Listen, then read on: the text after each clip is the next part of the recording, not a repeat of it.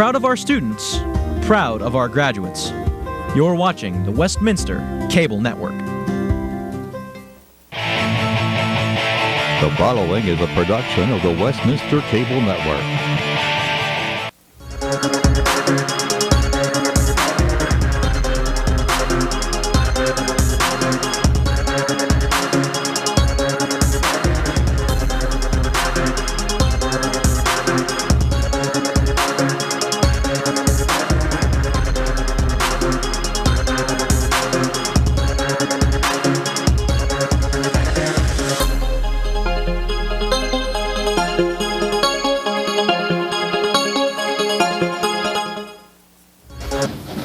Welcome to Bury Stadium at Westminster College in New Wilmington, Pennsylvania for today's homecoming game as the 0-6 Thiel Tomcats are coming into town to take on the 3-3 Westminster Titans. Hello everyone, I'm Tyler Helvin. Alongside me for today's game, Scott Reniger. Scott, this is an interesting scenario because both teams are reeling. You have Thiel, who of course is reeling a little bit more than Westminster, haven't won a game yet, but Westminster have suffered their first back-to-back losses since 2016. Absolutely. These young men are not accustomed to losing on the Westminster side, and it's a different scenario, as you mentioned, Tyler. But I think the first order of business I would be very remiss if I didn't call attention to my partner right here, Tyler Helvin, Senior Media Production Major. He just has been awarded, or will be awarded this coming weekend, not this weekend but next, from the Broadcast Education Association, an award for discovery. He did a piece on student news awareness of excellence on media. And it's coaches coping with strict NCAA guidelines, social media guidelines. And that's a very touchy, very dangerous area for head coaches to try to control their people, their students, etc., their athletes, with that type of stuff. So Tyler, wonderful job looking into that, finding Coach Daffler and our cross-country coach, Coach Geiger, as well, not cross-country, I'm sorry, lacrosse, Coach Geiger, and interviewing them, and it's a wonderful award for you. Congratulations. Thank you. Getting back to Thiel, quickly we'll step it up to business at hand. Thiel is the type of team, and just chatted with the coaches just actually about 24 hours ago, and Thiel is a very dangerous team. People, you may think 0-6, how dangerous can that be? Our coaches have very astutely studied them. We probably have all 6 films of theirs, and their immediate comment was they have gotten better every week. And as a coach, that's what you want. It doesn't make any difference whether you're 0-6 or 6-0. You want to keep improving as you go, to be the best you can be all of the time and work at it. They have been improving, which then makes them, at least in my mind and concern, very dangerous. Yeah, they are dangerous, and especially whenever Westminster are coming off of their 2 losses. Last week was the most heartbreaking loss of the whole season. Gave up a touchdown against Grove City with 7 seconds left. It was a fade to the corner of the end zone on a first down at the 1 after holding Grove City on third down. Stopped on first down, second down, third down at the 5-yard line. On that third down play, pass interference was called. New fresh set of downs for Grove City. They capitalized on that, and the whole team of Westminster was just heartbroken for 4 days after that because they expected to win that game. They lost 36-33. They were so confident, and that just ripped the motivation out of them again for 4 to 5 days after that. I saw some of the players walking around, and they were still saying about how brutal that game was. Oh, definitely heartbreaking. Not to underestimate Grove City and their program or deny them their due, but definitely a game that the Titans should have won, needed to win. Yeah. We did not win. And on Thiel's side, they lost last week 35-13 for their 6th loss of the year. But as you said, they're getting better and better each week. And it's kind of funny because looking at the game notes, we couldn't even find the starting quarterback. The starting quarterback for Thiel wasn't even listed. That's Damon Smith. It was all Nick Barca last week. Their star running back ran for 80 yards and 2 touchdowns last week, the only touchdowns that Thiel got. And if they want to try to win today, it's going to be on the shoulders of him. Well, I like what you mentioned when we were just chatting casually here before, the fact that they took the football, the opening kickoff last week, and marched down the field, taking 7 minutes, almost half of the first quarter, possessing the football. And as we talked about with Case Western here a couple of weeks ago on our broadcast, when I have the ball, you can't score, Tyler. Now, you can score defensively, but if I'm possessing it and moving it consistently down the field, you can't score. And just a year ago this time, I did witness personally a game over at Youngstown State where the Youngstown State offense had the football for over 43 minutes. Wow. Obviously, the team, South Dakota State, couldn't score. They didn't have the ball. Yeah. Youngstown squeaked out a win. The point is, again, time of possession. If I'm possessing the ball and not throwing up interceptions, fumbles, those types of things, turning the ball over, but possessing the ball, it goes.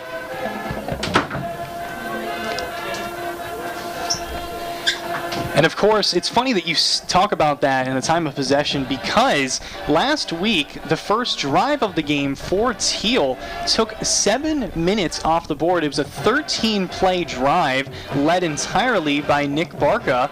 And whenever you take 7 minutes off the clock in your opening drive of the game, that leads to your point of you're not giving the ball to the other team. They're not going to score. Exactly. And unfortunately for Thiel, that wasn't the case for the rest of the game. As we know, that led to the outcome of the 35-13 loss. But that is optimistic, because again, if they are going to win this game, it's going to have to ride on time of possession and Nick Barca. Looking at the defensive side, they do have some star players. Defensive back Elijah Flynn last week had 7 tackles and 1 interception. Cornerback Malcolm Barclay had 1 interception last week, and Davian Oliver had 5 tackles and a sack. So they do have weapons on defense that they can utilize, and it'll be interesting to see how they're able to counter the Westminster offense that hasn't really been the greatest that they've been, in the past. And whenever I interviewed Scott Benzel, I said, "Hey, coach, you put up 33 points. You got to be optimistic." And he said, "Well, no, it's because we capitalized on special teams, turnovers. We started at the 10-yard line, the 15-yard line." He wants to see more explosive plays, especially considering last week Shimon Walker was actually the starter at QB rather than Augustus Nicastro. Nicastro came in for 1 play. He was 1 for 1 in passing, and that 1 pass was a touchdown. Shimon was 8 for 21 and an interception, but it was all on the run game. He ran 16 times for 123 yards. So it will be very interesting to see what Benzel decides to do and who he decides to put in today. Oh, absolutely. An interesting point, too, and again, talking with the 3 coaches, the 2 coordinators, and head coach Benzel yesterday, just as they're winding down, everything's pretty well prepared. The comments, the thoughts, they're very well aware of having to produce and dominate. We will now take a moment to honor America via the Westminster Marching Band.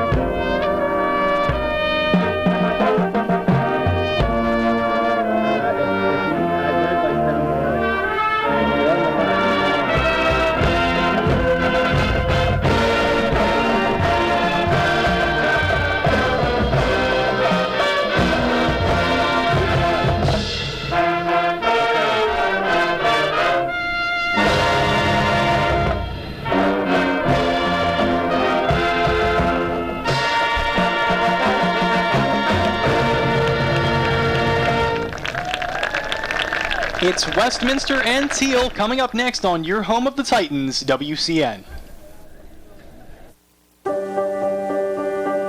Being prepared is a part of who you are. But it's especially important in the case of a disaster.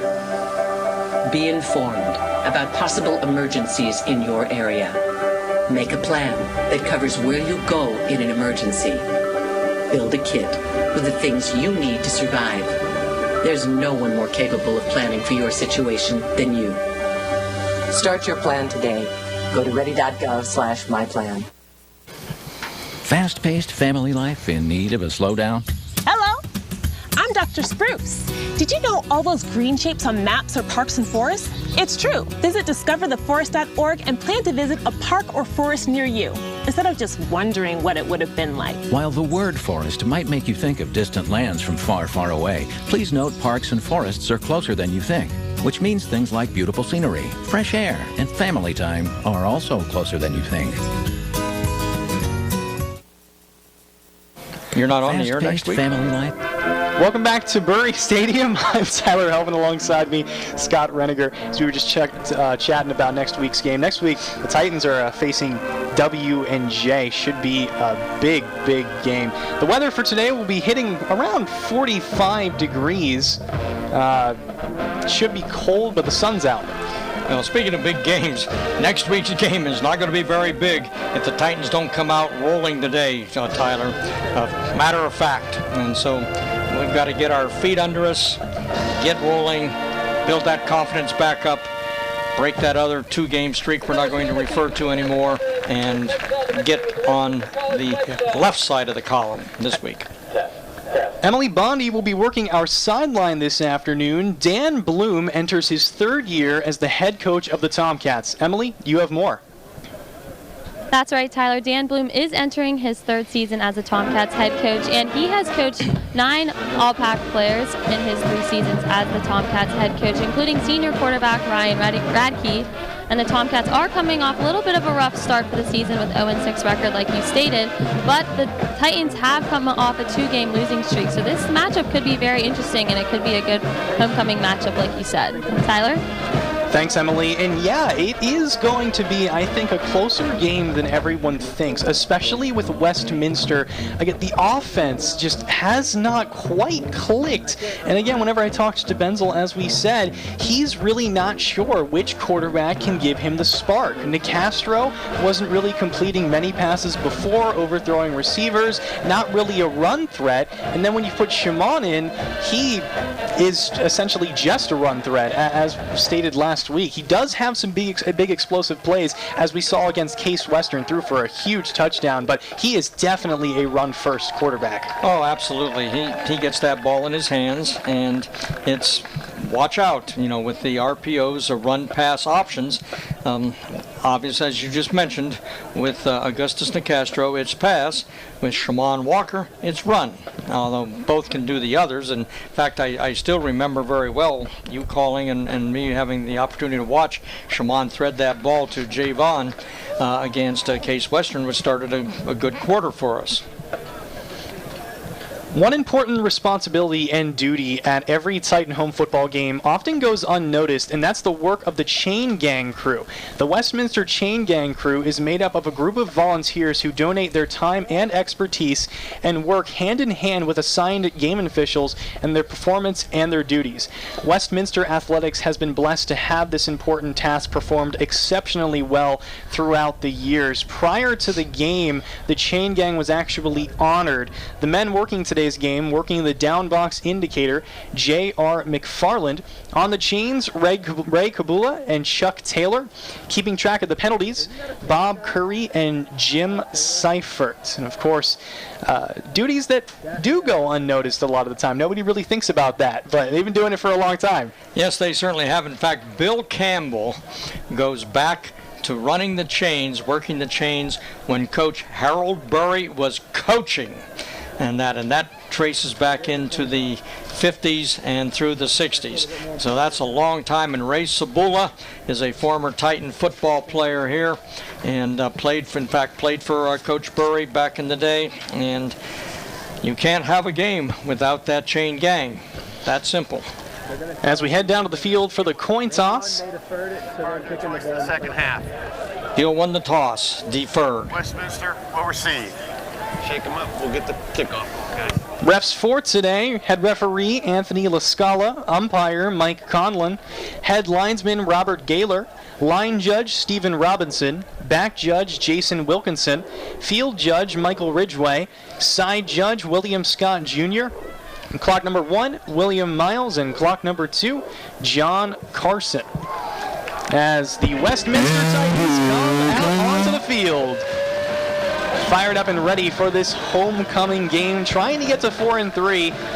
Thiel trying to get their first win of the season. And if Westminster want to win, it's going to have to come down to potentially the offense. Offense has to start clicking. The defense was playing phenomenal. However, in the third quarter of last week, it was rather an outlier. Gave up 23 points in only the third quarter alone. That's very unusual. Our defense has been, I wouldn't say rock solid, but very solid throughout the previous 6 games, and it performed well. But that's, that's what happens that quickly, Tyler. Things can just go very unusual for you, and we did struggle last week with the size of Grove City's receivers a little bit. We have some very fast, very skilled defensive backs. However, they're not extremely tall, and the Grove City quarterback was able to throw the ball over their heads a little bit, and the Grove City receivers were able to go up and get it, and that created some problems. And really interesting is you just saw Javon Hardy on your screen fired up. Javon was actually knocked out last week against Grove City, taken off on a stretcher, went through concussion protocol, heard he was not going to play today, and we thought maybe Joey Joy would have to step up and fill his shoes, but he's all excited on the sideline. Should be interesting to see if he is actually going to be the starter and be cleared to play this game. They said that they were going to play it safe and not have him this week, rather play him next week. Well, we'll see if number 15 hits that field or not. And, as you mentioned, he went through all of the protocol and all due care was taken for him. And if he's able to play, I'm sure they'll play him. Thiel's lined up with 6 to the field, the ball on their left hash. Chris Rosales back to kick. And the kick is off as we're underway. Ball fielded at the 16-yard line. He's got the outside. That's Vincent Giles. Up to the 44. Wish he hadn't tried to cut back in there and just headed to that sideline, but that was a nice return. Excellent position for the Westminster offense now to come out. They're getting the play on the sideline before they come to the field. Vincent Giles is a freshman. I think that's the first time he's ever returned a ball. He's the cornerback, and what a great way to start it, as the Titans will now start their opening drive at the 44. And Augustus Nicastro answers our question. He is at quarterback and under the center. Putting a man in motion to the left. He fumbles the snap. Fake handoff. Now takes a shot downfield. Underthrows Connor Cox. And we mishandled the snap there, kind of threw the timing off. I believe that was supposed to be a belly play. We're going to fake to the running back going through. And I don't know that he didn't perhaps get set up quite as well as he wanted to set his feet. 2nd and 10 from the 44, the Westminster 44. Castro in the shotgun. Here's a handoff to Tyler Green. Green weaving his way for a 3 to 4 yard gain. We'll bring up 3rd down. 3rd and 7. The ball is on the Westminster right hash. A lot of people in the stands today, even with the fair weather. It's very, very cloudy. Again, it was sprinkling earlier. We thought it might be a rain game, but it's intermittent showers.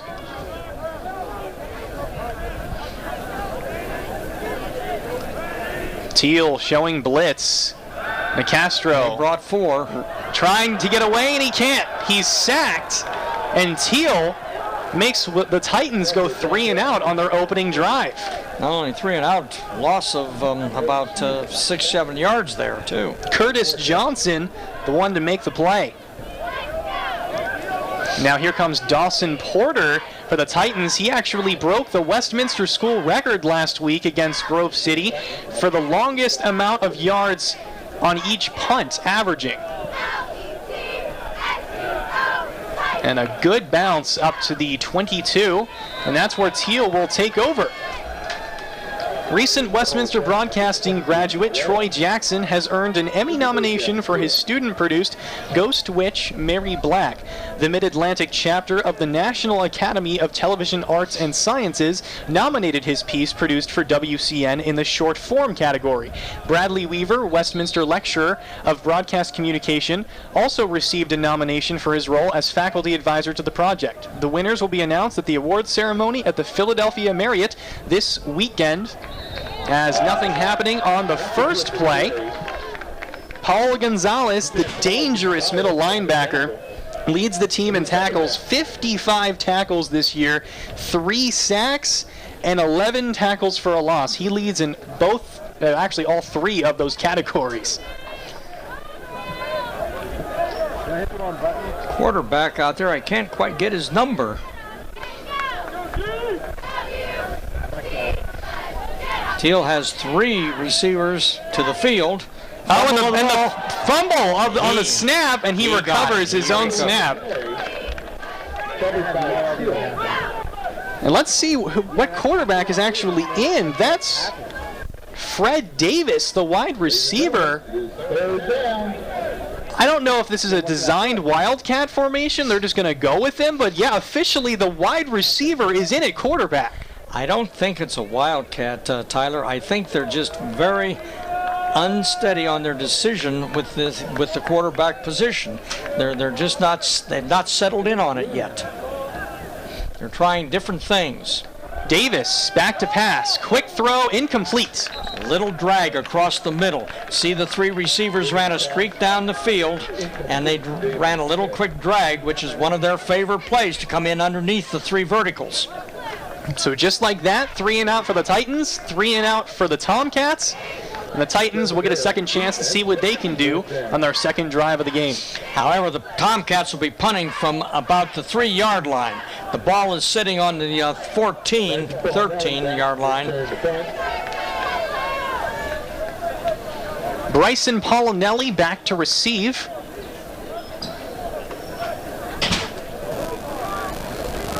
And the kick is off. It's a perfect spiraling kick. Bobbled, caught. Polinelli heads upfield. Making some players miss. Cutting outside to the 40. Tripped up at the 37-yard line. And a player is injured on the field for the Tomcats. 3 players collided with each other. And he's able to get up. A little shaken up. Now, great field position right now, Tyler. The ball on the Thiel 42-yard line. Nicastro remains at quarterback. Officially at the 42, I believe I said 37. So Nicastro under center. Successful handoff to Green, who gets a loss of 1 on the play. Goes nowhere. That was Cody Wagner, the defensive lineman, coming in immediately, penetrating the offensive line. No hole whatsoever. They just collapsed the left side of our offensive line. They're running what they've run all year to this point, 3-3 defense. 3-man front, and as soon as I say that, here are 4 down practically. Joey Joy in it, wide receiver to the right. He is taking the place of Javon Hardy. Nicastro, plenty of time. Caught to Joy along the sideline. Joy talked with the coaches again yesterday. A little bit. Joy is a 6'3" receiver. We obviously saw something in the success that Grove City had with taller receivers. We've stuck our own taller receiver in. And with Javon Hardy out there, who's 6'2", we have some size at the wide. Nick Henderson in it, wide receiver in the slot right now. Nicastro in the shotgun. That last play was enough for a first down. Here's a handoff to Green, power run for 6 yards. Very good run. Good solid run in there, slant off the right side. We walled off. You can see our right guard square to the inside and wall that off and hit right off of his backside. 2nd and 4. Westminster obviously in field goal territory right now for John Syback, wanting a touchdown. Handoff to Green. Tries to fight, but he can't. Gets stopped for a gain of about 2 or 3. It'll bring up 3rd down. I believe that was Anthony Lavati that came off in the tight end position, the wingback position, and led up through the left guard slot. It'll be 3rd and very short, 3rd and less than a yard. Quickly going up to the line, it's a quarterback sneak, but Nicastro fumbles. And he lands on the fumble, but I think he actually recovered it past the first down marker. Wow. And he does. It's a first down on a fumbled snap. That is the second time we have bobbled a direct snap from underneath the center. And we're not getting a clean exchange.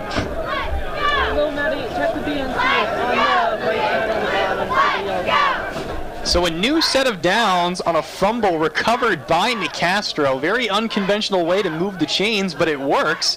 Handoff to Green. Good run for 5 yards. Off the left tackle. Good solid run. Man-on-man blocking. Gotta wonder what's happening with the Butterfingers right now. Again, it stopped raining. There is no rain. Oh, definitely. Definitely a concern. 2nd and 5. Ball at the 15 now. Fake handoff. Quick throw to Polinelli, who's got it for a touchdown. Beautiful pass on the slant. And Westminster strikes first.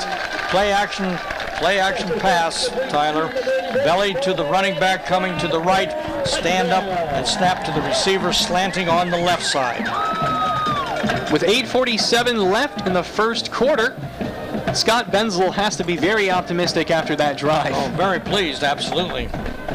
I'm sure a little disturbed after our first series, but came bouncing back that series. 42-yard drive.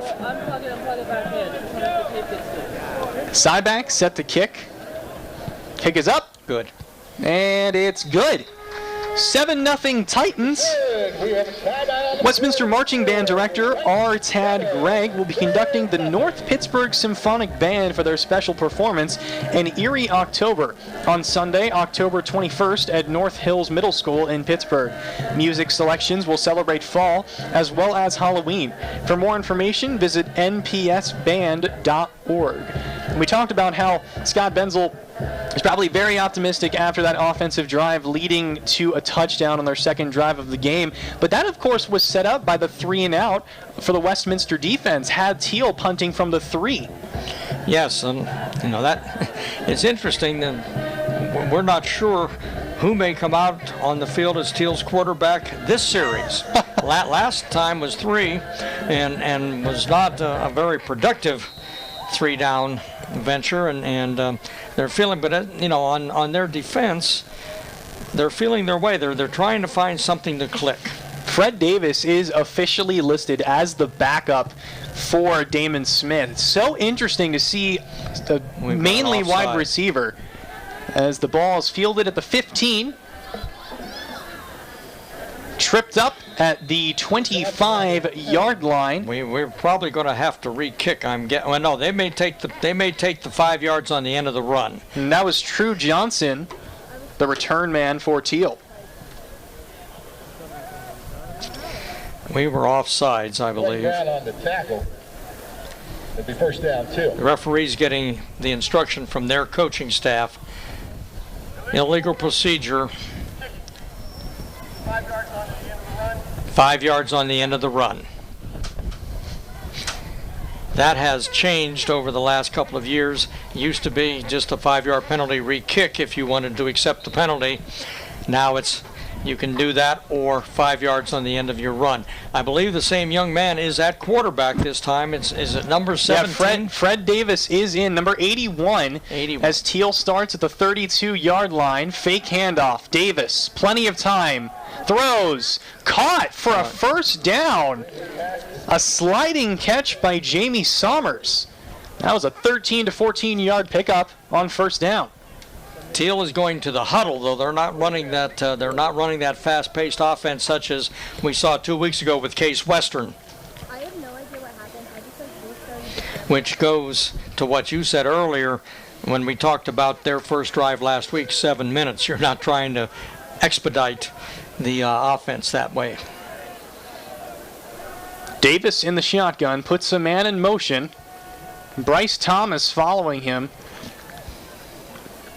Here's a handoff up the middle. Gain of about 1. And that was William Watkins. Interesting that they haven't given the ball to Nick Barca. Barca is their star running back. That's it. You're correct. They've not gone to him, number 5, but... Second down, 8 yards to go. William Watkins is the backup to Barca. Hopefully Barca is all right. Maybe a coaching decision. 2nd and 8. Handoff by Davis. Up the middle.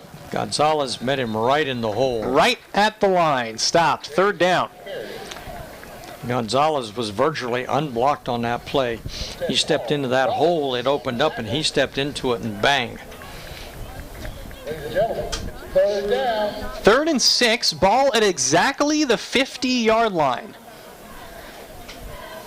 Thiel trying to strike back after a Bryson Pollinelli touchdown reception puts the Titans up 7-0 here in the first quarter with 6:52. 3 receivers to the field and an unbalanced line. Bill Medea looked like he was going to come up off the edge completely unblocked, and a timeout is called by Thiel. I think that would have been a brutal sack the second the play started. Well, interesting, they were unbalanced to the right. Three receivers to the field, as we noted, and had a tackle on the short side over here. Just two linemen, offensive linemen, which is fine. He's not going out for a pass, but they were unbalanced. But timeout was immediately called before the center even began to move. Yeah, a lot would have happened defensively for the Titans on that play. But what's happening in our area in the world of art and culture? Actually, a whole lot. The Pittsburgh Symphony Orchestra, theater, celebrity series, art, music, presentations by distinguished thought leaders and change makers, concerts, and a whole lot more. Find out exactly what's available in our immediate area by visiting the Westminster Arts and Cultural Events calendar today. Find it now at www.westminster.edu/community. As we head back out onto the field, the clock right now says 0. I think they have, there we go, 6:45. I think the refs were checking to see if the play clock, or the clock for the game, yeah. He's deep. Fred Davis rolling right, incomplete. Quick 4th down, and the Titans are going to get the ball back. 4th down. And it seems that Davis, as I was going to say there, Davis likes to roll out quite a bit. Does not stay in the pocket whatsoever. I think there hasn't been a single play. No, which kind of gets you thinking that they maybe run pass on that. He's kind of bobbled some of his direct snaps, too, which makes you wonder whether he's had an opportunity to take many snaps. The punt is away, fielded at the 10-yard line by Pollinelli. And a huge hit as Pollinelli is out of the 27, and that might be a personal foul. Away from that hit, though. Tyler Green on a huge hit. But I don't think the flag is on him. I think it happened up the field just a little bit more. Took out Dusty Maines, the linebacker for Thiel.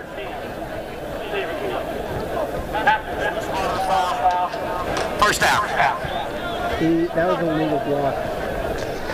And that will go down as an illegal block. Again, huge hit. Biggest hit of the game. What's your opinion on that call, Scooter? Well, again, I think it happened up the field, an extra position up the field, and I didn't catch it because I was awing at that hit that you described, that open field. But that was nice and high and not up in the head, though. It was into the shoulders, and he had plenty of space in there, so I think it might have been the illegal block in the back that we didn't see. So Westminster now pinned at their own 10-yard line. Nicastro still in at quarterback. Bryce Hill in the backfield. Handoff up the middle to Hill. Gets nowhere. Nothing there.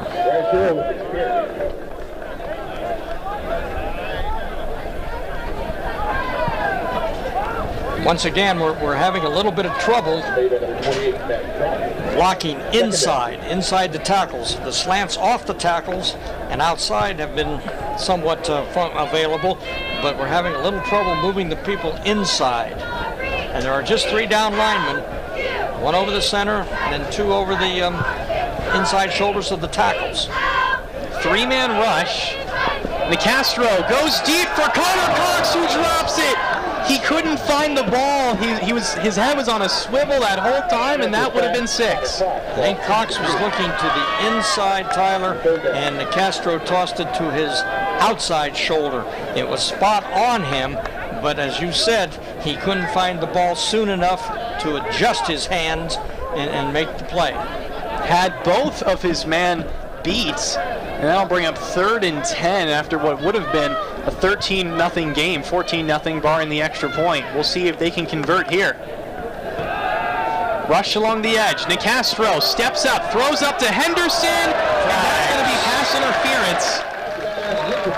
As Henderson got taken out to the ground, that was Elijah Flynn, the defensive back, in coverage. We'll get the call.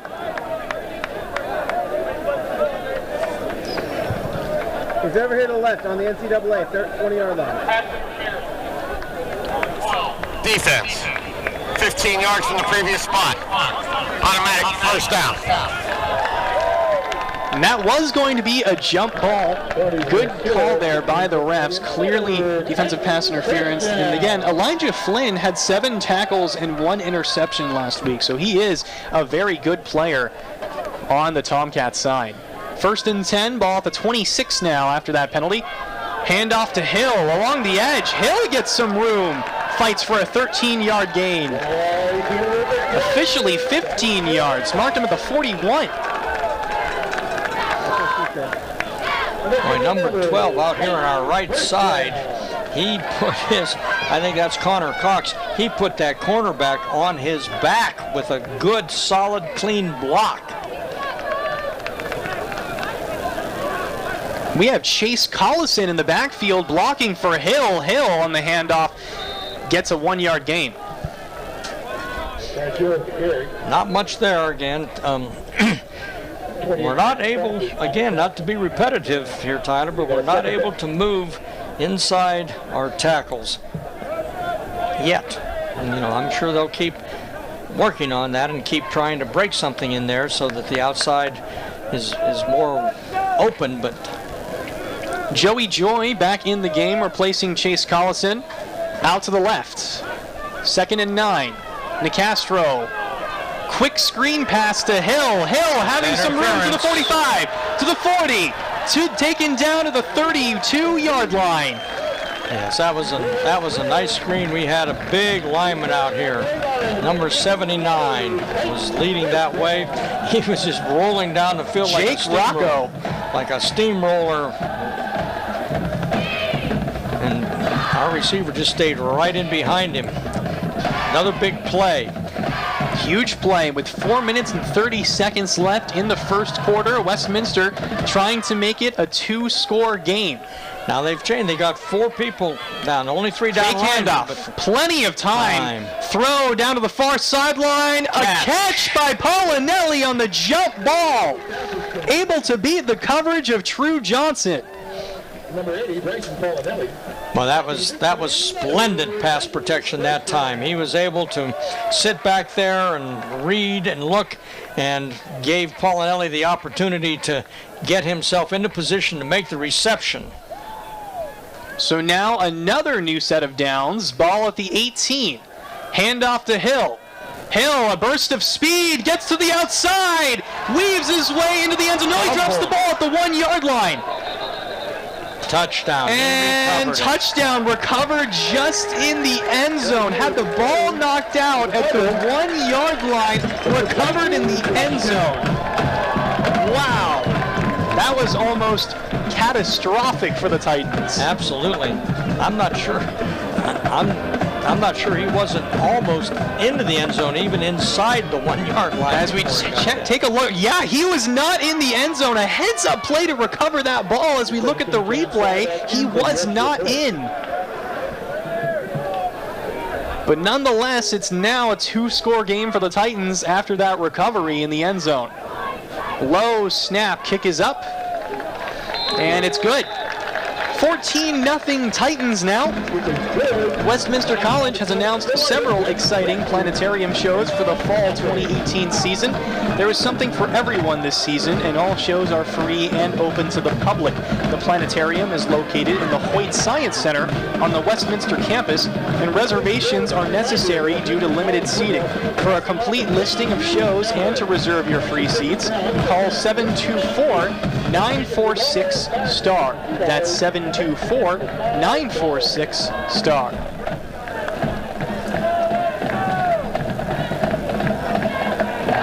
As Thiel will now get the ball back, down 14-0 with 3:52 left in the first quarter of play. Westminster with back-to-back touchdowns on their drives. We'll see what Fred Davis can do for the Tomcats. That was a very nice drive, in as much as it was a long drive, about 85 yards, close to it, and sparked by big plays. Driving kick that time. And now heading upfield, the return man breaks one tackle, gets to the edge, to the 50, to the 40, to the 30. It's a foot chase, tripped up at the 12-yard line. That was Darian Mosley on the return, as a player is down at the 35 for Westminster. Well, that'll spark Thiel. Look at their bench over there now. That got them excited. Whereas we had an opportunity maybe to really jump. Now they're on the, 13-yard line, the Westminster 13-yard line. Yeah, we'll take a quick break and be right back as Thiel will be set up deep in Westminster territory. You're watching your home of the Titans, WCN. They said I have troll teeth. That my voice sounded like a possessed baby doll. That no one would ever love someone as stupid as me. That I was fat, ugly. Disgusting. The effect of bullying is potent. We will no longer be the silent majority. Now, when you see online bullying, there's something you can do about it. We're gonna take action with the I. I am a witness. I am a witness. I am a witness. I am a witness. I am a witness, and so are you.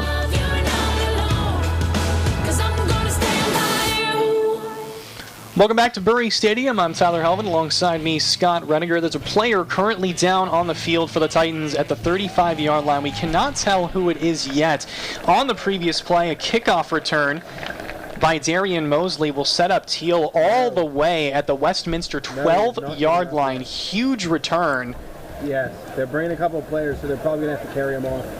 But a couple players on the field right now. Not a good sight. That's insinuating that they're going to have to help him get carried off the field. Number 6, either Kenneth Garvey or Tyler Knuckle. I think it's probably Kenneth Garvey, a defensive player. No, that's actually number 2. That is either Cole Gonzaga or Bill Medea. Bill Medea, the star linebacker, one of the stars on the Titans, would be a huge loss. He is able to walk off under his own power. We will give you an update as soon as we can on his health. But now, going back to the game again, Thiel set up at Westminster's 12 to start their drive, down 14-0. They could easily make this a one-score game right away with that return. Fred Davis still in at quarterback. Give handoff up the middle, getting nowhere to William Watkins. I believe the play made by 97. course, that would be Big John Fitzgerald. He kind of patrols that middle of the defensive line pretty effectively for Westminster. Just got confirmed. It is Bill Medea who is hurt. And again, we will continue to give you an update on his status. He is being evaluated on the sideline right now. 2 backs in the backfield with the quarterback there. 2nd and 10. Davis back to pass. Now going to scramble. Nice. And a nice open field tackle at the 8-yard line.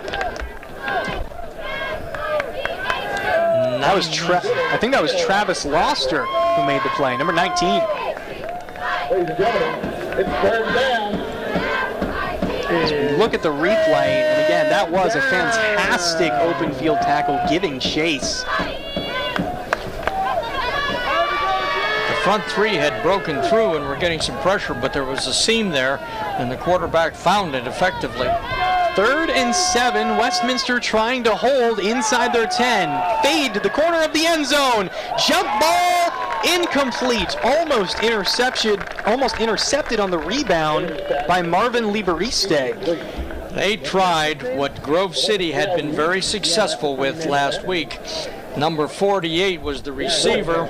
He is, well, he's not even listed there. 48, I don't see. Yeah, there is no 48 actually listed. 46, maybe. That wouldn't be him. But anyway, there was a considerable size differential, and they tried to put it up over just as Grove City had, but we had very good coverage. Look, no field goal. Westminster trying to hold now on 4th down. Thiel trying to go for it at the 8-yard line. Davis back to pass. Another fade to the corner of the end zone. Incomplete. That was dangerous because we tried to go for the interception there, didn't make the interception, didn't knock it down, wobbled it, and the receiver had an opportunity. Fortunately, big stop. As we take a look, I believe Ian Barr collided with another defender. That was a collision, and that could have been a touchdown on the rebound. But it was a turnover on downs, so Westminster will have their next drive starting at their own 9. They started their last drive at their own 10, and it resulted in a big run by Bryce Hill for a touchdown. Now, last time we had some big plays on that drive, long drive. Let's see what we carve out this time, whether we hit the big plays or consistent. Give. Handoff to Tyler Green, gets nowhere. Nothing. Number 91 was there to stop. Jasim Campbell, 5'11", 320-pound defensive tackle. Actually, the nose guard slid clear over. So now 2nd down. And 10. One back in the backfield. Titans using Tyler Green much more and lately in games. And Castro, quick throw to Green, who gets hit as soon as he catches it, taken down WWE style, and that'll bring up 3rd down. And about 4. That was pretty good defensive play. That'd be an awesome play. As you take a look at that, look at that wrestling move. Wrapped him up, boom! Luckily, he was able to actually handle that ball. A tackle like that, you'd think he'd lose it. Great handling by Green. Sets up a 3rd and 3 officially at the 16. Castro in the shotgun. Quick throw. One-handed grab incomplete. A little bit behind, I believe. And that was Nick Henderson, the intended target. Now bring up 4th down, and Westminster punting deep in their own territory. See if Thiel brings the heat. See if Thiel brings the heat this time, trying to step up in there. I only see 3 down linemen, a couple linebackers. They're spread out. Westminster is spread out. 3 receivers. Yeah. They're not receivers, gunners. You were mentioning Grove City. Grove City capitalized on these punts. And a huge punt by Dawson Porter all the way to the 45, a long hanger. And again, to reiterate, Dawson Porter broke the Westminster school record last week with the longest average yards per punt. He's averaging essentially 50 yards per punt. It's officially, I think, 49.7. We'll round it up to 50. And he turned that ball over, which is always a good indication of the punt that is going to carry. Turn that tip over. catch that little bit of breeze under it. And they'll have Dawson for another 3 years. He is a freshman star punter. Here's a give up the middle for about a 13-yard gain. William Watkins weaving his way. That was a very nice run by Watkins. He was starting towards the left offensive tackle towards the Westminster sideline and cut it back over the middle.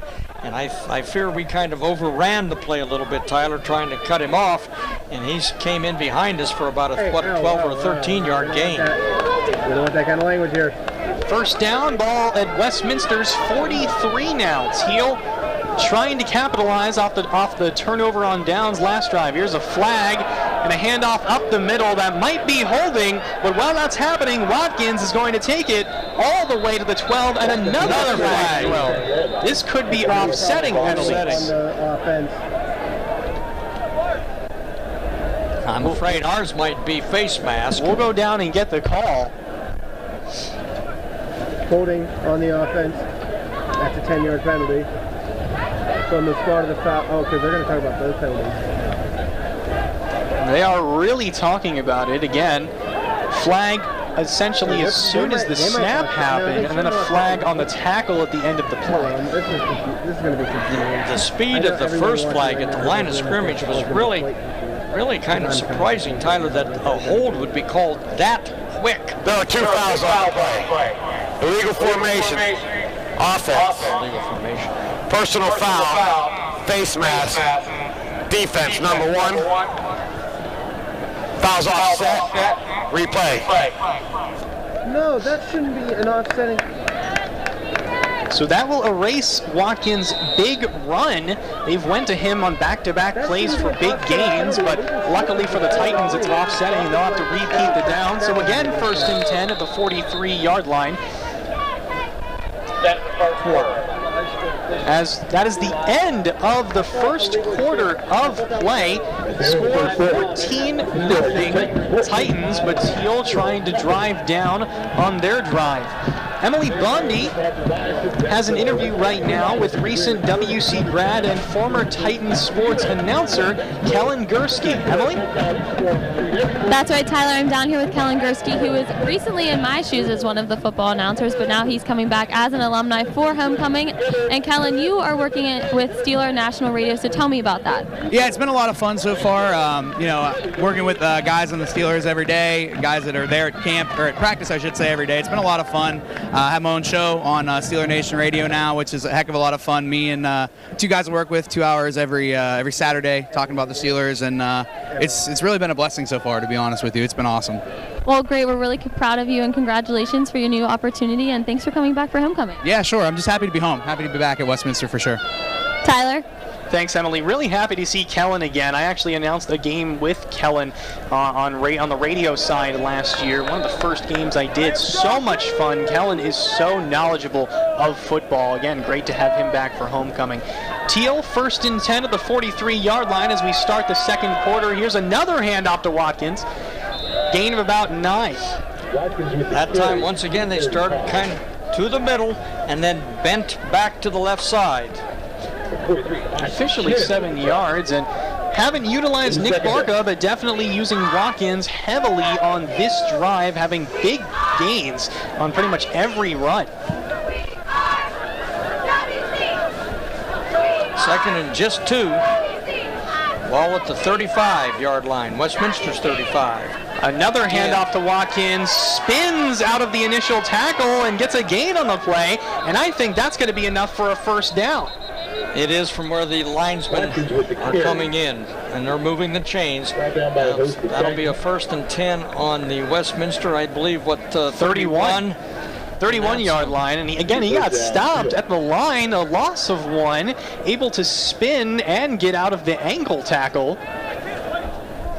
Evolving into a very dangerous player this game. Thiel still trying to get their first score of the game, down 14-0, and a very promising drive right now at the 31.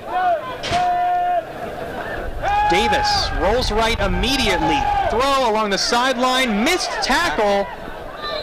and taken out at the 25-yard line. That wouldn't have stopped the completion, but we missed the tackle there, and that was James Leon, who could not make the initial play. Second and 4, ball at the 25.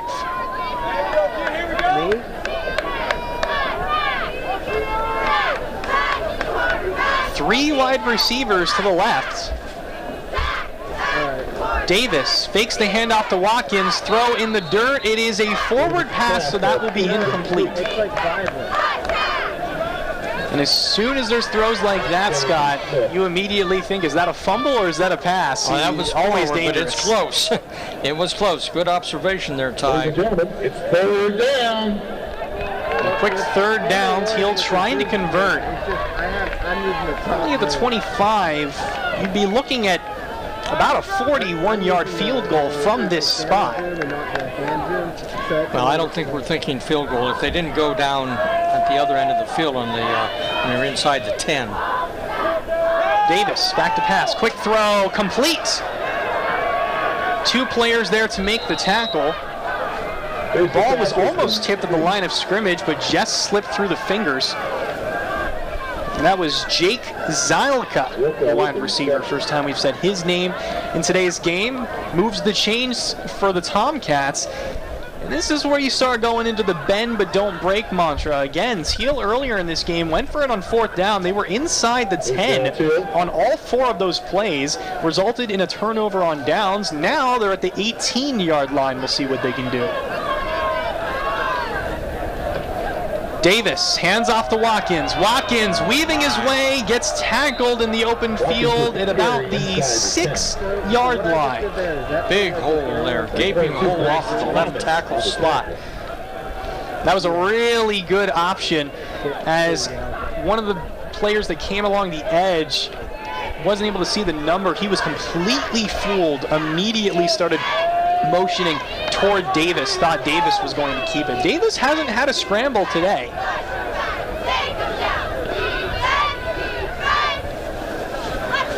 And the shotgun. Now here's a scramble by Davis, but he is stopped trying to push the pile. Still trying to drive it up to the 4. You get that rugby scrum in behind him. As long as they stay upright, that pile just keeps inching forward. And he was actually pushing the pile forward until more players for the Titans realized what was happening and were saying, oh, we need to push him back now. He's actually moving it. Ball on the 5, just about the exact middle of the field. And here's where Thiel's big linemen can kind of prevail. They're pretty good size in the middle there. Can Thiel get their first score of the game and make it 14-7? Second and 4, ball at the 4. Handoff to Watkins. Watkins stopped at the line of scrimmage, and it will bring up third down. Number 33 made a very nice play right there, James Leon. He was the end that kind of got fooled on that one where it slid off the tackle, but not that time. As the running back tried to slide out to the outside, he was right on him and stopped him dead. And you talk about deja vu. This is exactly where Grove City was last week on their last drive of the game. First down, second down, third down, all at the 5-yard line. We know how that outcome turned out. Can Westminster get the monkey off their back here? Davis rolling left, going to scramble. And he does get taken out at the 3 or 4 yard line. That'll bring up fourth down. Bryce Thomas? I'm not sure that's Bryce Thomas out there covering. He's a running back, isn't he? No, Bryce Thomas. No, he's on defense. Defense, my bad, yes. Number 22. Camera went out, so that was something with the flag. Bryce Thomas had the interception returned to the 1 yard line against Bethany. That's who Bryce Thomas is. So now ball is actually spotted at the 1. I think he got that close, extending his arm. He was at the 3 and extended at the end of the play. 4th and 1. The side judge out here is talking to the referee. I'm not sure what the conversation. He was pointing back at one of the back judges. So here we go, going for it on 4th and 1 from the 1 yard line. Grove City was at the 1 on their last play of the game last week against the Titans. Can the Titans change it? Hand off at the middle, stopped at the 1. Watkins is denied. Your prophecy worked. Bend but don't break, Ty. And that was Miguel Luis, the safety, who came in to make that tackle, and the Titans escape again on the second turnover on downs of the game. What a phenomenal defensive play. Miguel Luis, a little power pack in there. He is so solid, so well built, so strong. Just held his own. Now look at the offensive line here. They're in all fours. Castro going to take it himself, tries to actually get outside, but couldn't. There was no blocking out there. We were all down on fours. We were in a 4-point stance, the entire front line with the exception of the center, and got no movement. Very little. So now ball moved up to the 4-yard line, really trying to escape. This is dangerous territory. Oh, because absolutely. you figure if you have a 3 and out here, you're punting from the back of your end zone, and with Thiel and how good they've been playing up until the turnover on downs, they have a chance. Here's a handoff to Hill. Hill all the way. I think that is, 1 yard past the first down marker will move the chains. Critical first down. Nice run. Nice blocking up front. Not a sweep, but a wide slant. No doubt zone blocking. Good job. Taken all the way up to the 15-yard line. Gives the Titans some breathing room here. Nicastro under center. Going to hand it off to Hill, who gets tripped up. Got his legs taken out. Number 11. That was Cody Wagner who made the tackle. And he's a young man that our people kind of thought would be a very, very strong player for Thiel. Oh, yeah, but he was livid. A score update right now. Grove City leading Waynesburg 7-0. We'll make sure we give you score updates from around the pack as this game unfolds. 8:58 left in the second quarter. Nicastro in the shotgun. Rolls right. Quick throw to Hill. Hill has some blocking, and Hill is going to take it for an 8-yard gain. Nice play. Nicastro did a very nice job that time.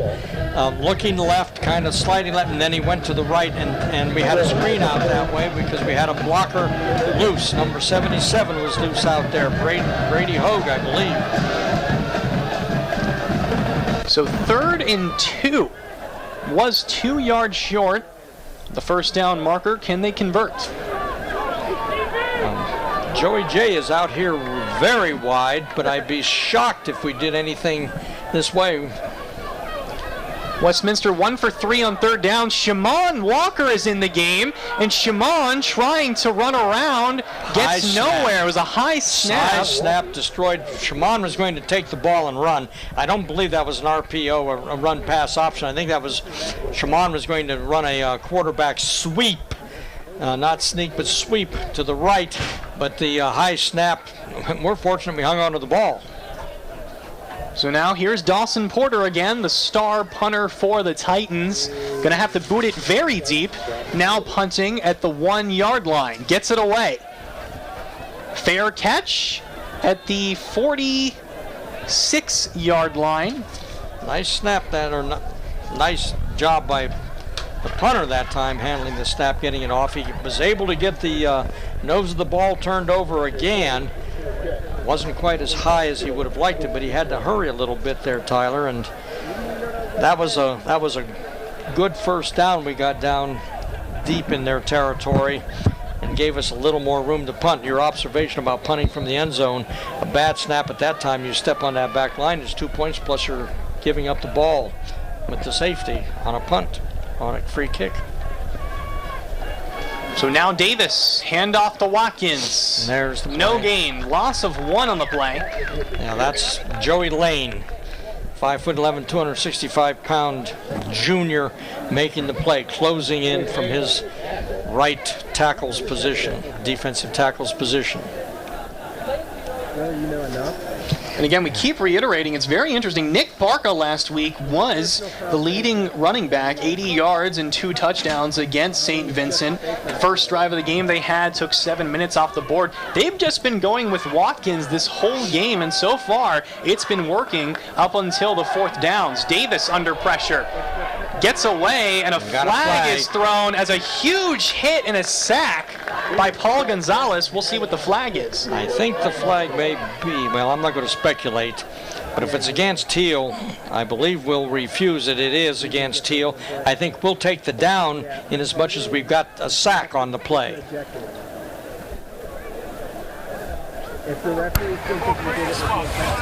Holding, I believe. Holding. Number 75, offense. 10-yard penalty. 3rd down. Oh, we are taking the penalty. So we are going to take the penalty, and I think that was smart, as the sack was about, I'd say, 5 yards back. So you set him up with a 2nd and,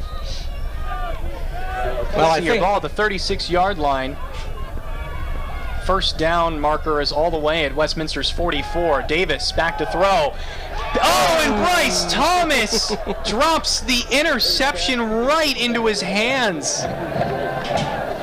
Let's take another look at that, as Thomas just couldn't hold on to it. Either way, that will bring up a 3rd and 20. I think that receiver did a good job of getting a hand in there, though, Tyler, that kept Thomas from making the clean interception. I don't think he dropped it in as much as it was a contested pass, and good defensive play by the offensive receiver. He knew the second he dropped that ball, he knew that was going to set Westminster up deep in Thiel territory. But now 3rd and 20. Davis immediately under pressure, going to take it for about a 4-yard gain. That's going to do nothing, and Thiel are going to have to punt. Good pressure by John Fitzgerald off the left end position. However, we didn't keep our lane quite well enough up the middle, and that's where he darted right now. On a situation like that, Westminster just playing the sticks with 3rd and 20.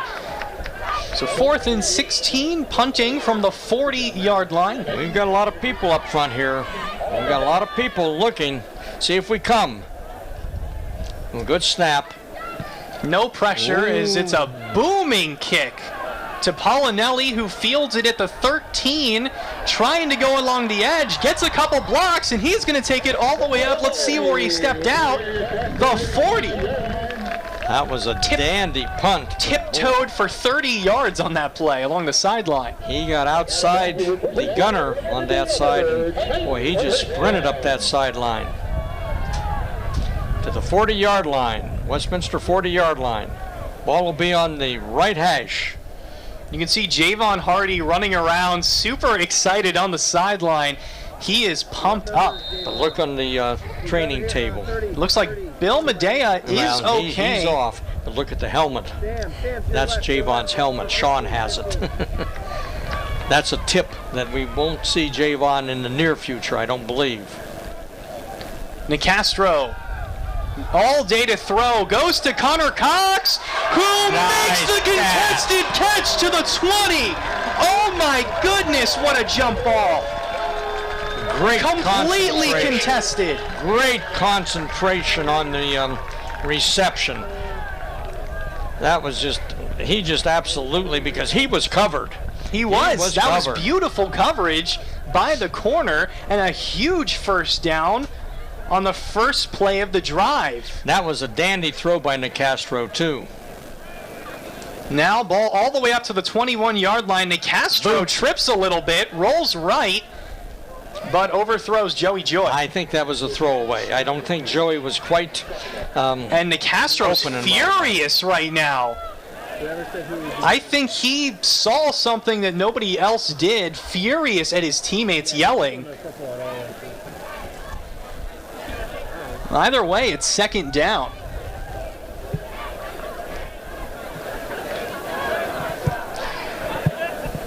.5:39 left in the second quarter of play. Score still 14-0 Titans. Nicastro hands it off to Tyler Green. Green weaving his way Lead about 1 or 2. 3 yards short of the first down marker. Will bring up 3rd and 3. Now that was a nice run, but once again we sliced off that tackle's position, the right tackle, and once he hits that edge, he's making some very good visual decisions.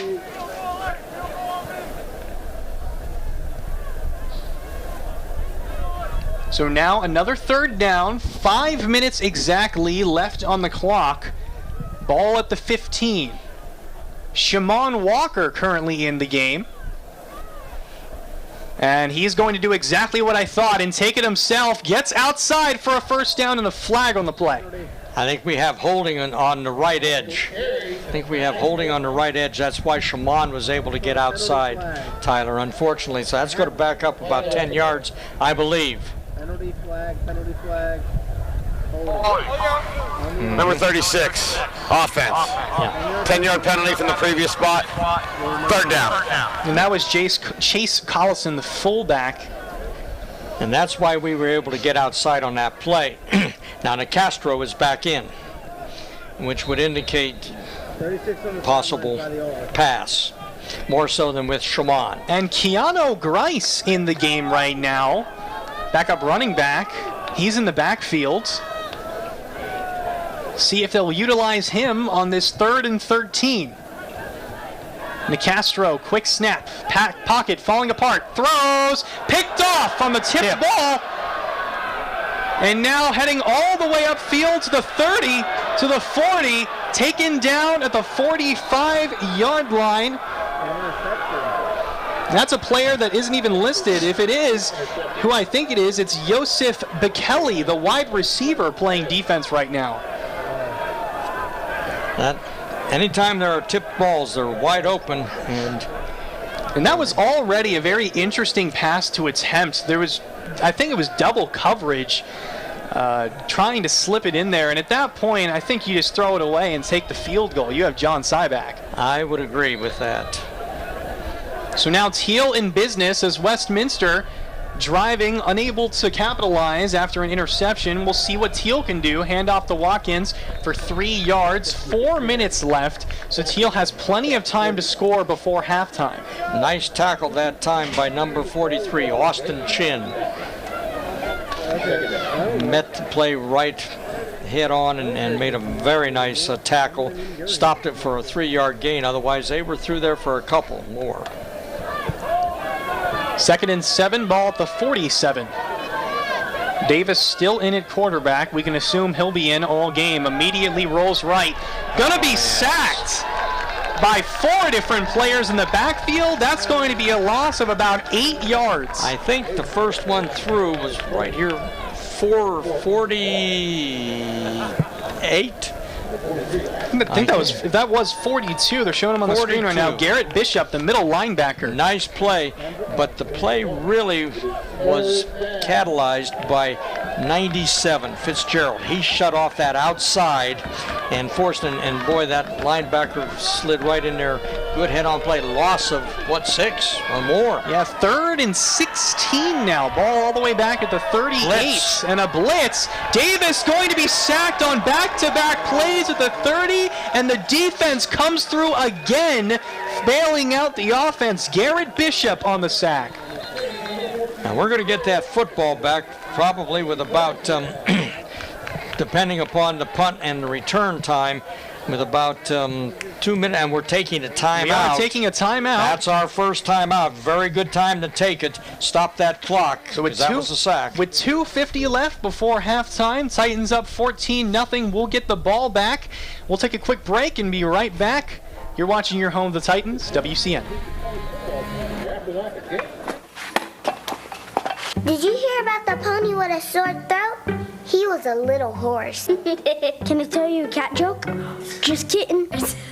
Why couldn't the Why was the basketball court all wet?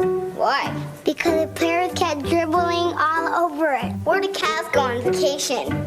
New York.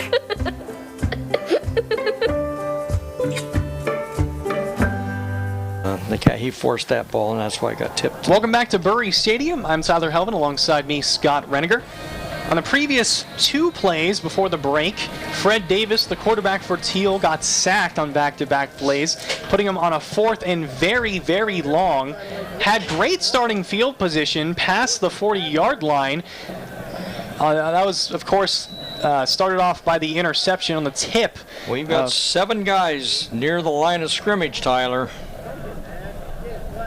Pollinelli back to punt. And Westminster going for the block, but can't get it. Pollinelli catches it, makes one man miss, and gets wrapped up at the 46 and a flag. That may be holding. He was coming through pretty clean. Bryson is definitely an offensive weapon, not only when we're snapping the ball, but on those kick returns. He really has a great sense of where he is. Holding, number 24, receiving team. 10 yards from the spot of the foul. First down. So Westminster will be brought back after a great return by Pollinelli. Benzel on the sideline talking to the refs. We'll see what the Titans can do with 2:40 left. Again, their previous drive led to a tipped interception as Westminster were driving. Twin receivers on both sides of the ball. Nicastro back to pass. Pressure along the edge. Throws up into double coverage to Connor Cox, who brings it in all the way to the 30. He had a huge clutch catch on the last drive as it was contested. Now he goes up for it in double coverage, even triple coverage at the end. That was a heck of a catch. As we'll take a look at that play, Nicastro floating it right into the breadbasket for Cox, and Cox almost broke away. Here's a fake handoff. Nicastro going to keep it himself and gets drilled. He's down. And he's down. He lost the ball, but they're saying he lost it as his knee already hit the ground, and I immediately had flashbacks back to the Bethany game. Nicastro got blindsided, essentially the same exact hit that happened that game that took him out for the rest of the game. Of course, that play had a fumble. Titans again getting very lucky. 2nd and 6 at the 26. Nicastro looks, throws, hits Joe. A dropped pass at the first down marker by Joey Joy. Titans right now just getting in their own way. Just a little stop route right there, Tyler. Run down about 5 yards, button hook back in. We used to call it the old button hook stop route. And boy, that ball was right there, right on time. Unfortunate. Not sure it was a first down, but close. And Thiel's defense fired up. Malcolm Barclay, the defensive back, was clapping after that play for a long time. Blitz. Trying to convert. Nicastro gets the ball out, overthrows. Connor Cox had him open, and that'll bring up 4th down. Had Cox underneath and had Joey Joy on top. They were running a crossing route there. So again, another overthrow, and Nicastro very frustrated with himself as that drive went nowhere after a huge gain by Connor Cox. Seems that this game, when they get in this territory, it goes really nowhere right now, but now John Syback is going to try to hit a 42-yard field goal. 43 officially. This is pretty much his max range. And it's blocked. The kick is blocked. Ball rolling around, fielded at the 36 by Thiel. And again, the second drive in a row after the Titans looked like they were going to score, they get 0 points. And now Thiel has 1:23 left to score on their end. With 2 timeouts. This is going to be very interesting to talk about at halftime because Thiel is staying in this game heavily. Westminster are just getting in their own way right now whenever it comes to not scoring.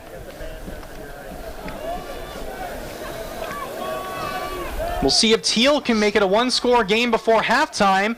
Westminster brings the blitz, a quick throw for a 9-yard gain. And they say it is Going to be 2nd and 2. Going to be 2nd and 2. Receiver lost the ball at the end, but he was down. Ball sitting on the Thiel 45-yard line, going towards the lake. Davis steps up in the pocket, escapes, quick throw along the sideline that'll stop the clock at the 49. Good catch. That was Darian Mosley on the reception. Oh no, they're calling it incomplete. He must have dropped it. My bad, Tyler. I thought he had it. We both thought he got it. So 3rd and 2, as that was ruled an incompletion. 55 seconds left on the clock before halftime. Westminster has 3 linemen. Look like they might bring a 3-man rush, and they do. Quick throw. And they're going to give forward progress as the receiver ran backwards. They're moving moving the chains. Very generous call. Very as generous. The reception was made, and it wasn't only forward progress. He actually ran backwards trying to avoid his own inertia took him backwards. You're correct. He ran backwards trying to escape, and I'm not sure that you should get forward progress on that when you take it back yourself. 42 seconds left. Davis immediately under pressure, gets tripped up, and he still manages to get a 2-yard gain on the play. Fitzgerald limping off the field there. Joey Lane, the one to make the tackle. Timeout. Timeout called by Thiel. We'll take a quick break. Westminster up 14-0, but Thiel trying to answer with 34 seconds left before halftime. You're watching your home of the Titans, WCN.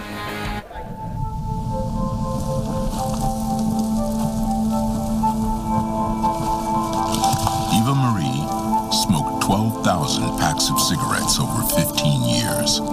She quit, and now there's a new lung cancer screening that could save her life. You stopped smoking. Now start screening. No matter how much you smoked, early detection could save you. Talk to your doctor or learn more at savedbythescan.org. I'm Tyler Helvin, alongside me, Scott Reniger. We have 34 seconds left before halftime, but Thiel has plenty of time to score in that time frame that they do have. Down 14-0, Westminster not able to score on back-to-back drives, a tipped interception and a blocked field goal. Davis immediately under pressure, tries to escape, gets hit from behind, and it's going to be a sack. Did he hang on to that ball? Wow. Yes. It will bring up 3rd down. Stepped away from Austin Chin. Austin had his sights on him, and he was able to step away from him. That was a blind side hit at the end of the play. Quickly going back to the line, 10 seconds left. Davis, quick throw, and almost intercepted. A diving attempt by Marvin Liberiste, and that will bring up 4th down with 7 seconds left. So if Westminster's going to score, it will probably come potentially on a return, because I think that's pretty much all the time they will have to do something. This will be an instant. They're not in punt formation. And they're not. They're going to go for it on They're going to try to run the clock out. 4th and 11, ball at the 46-yard line. Maybe look for a little pooch kick. And they are going to try to run a play. Davis escapes the pocket, going to get sacked at the 32, and there is 1 second left. There's 1 second left, so Westminster can try a long field goal as he was taken down. Let's see where they officially marked the quarterback down. He was at the 36. That would be over a 50-yard field goal. I think Benz may go for the Hail Mary. Put it up deep and see if we can't come up with the prize down in the end zone. If not, have good coverage. What a big play by John Fitzgerald. We just said that he was limping off the field. Comes up with a big sack that gives Westminster a miracle chance to score with 1 second before halftime. The offense is out there. I think Shimon is at quarterback. Shimon is at quarterback. 3 wide receivers to the left, and he does have the arm.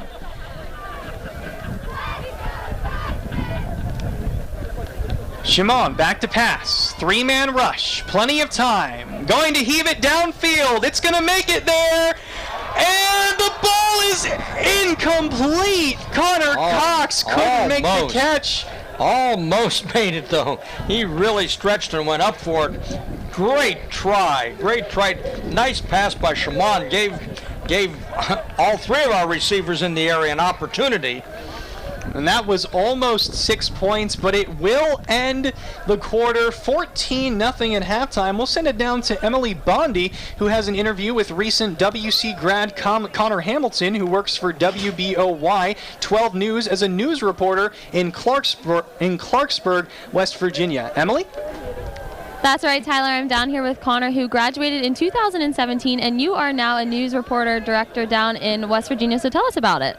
Hi, yeah, I'm a producer actually for the morning show, so I basically work overnights from 11 p.m. until 7:30 a.m. It's a little rough of a schedule, but it's a lot of fun. I cover breaking news overnights and then also produce the morning show, and it's a 2-hour show, so I end up having to do like a lot of stuff for that too. I write scripts, I cut video, do all of that, so it's a lot of fun. Well, it's great to have you back at Westminster, and it's so fun seeing you. Yeah. You too. I love being here. I'm so happy to see everybody. I love it. All right, Tyler.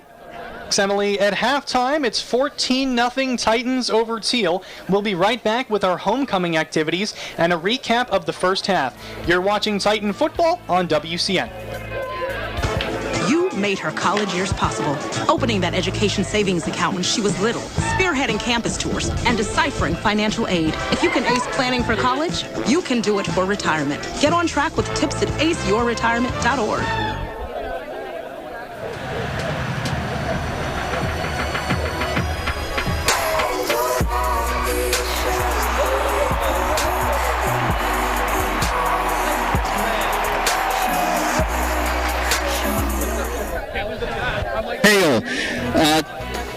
Welcome back to Bury Stadium. I'm Tyler Helvin, alongside me, Scott Reniger. It's currently 14-0 at halftime, as we will now take a moment to include the homecoming content, homecoming court crowning of the King and the Queen.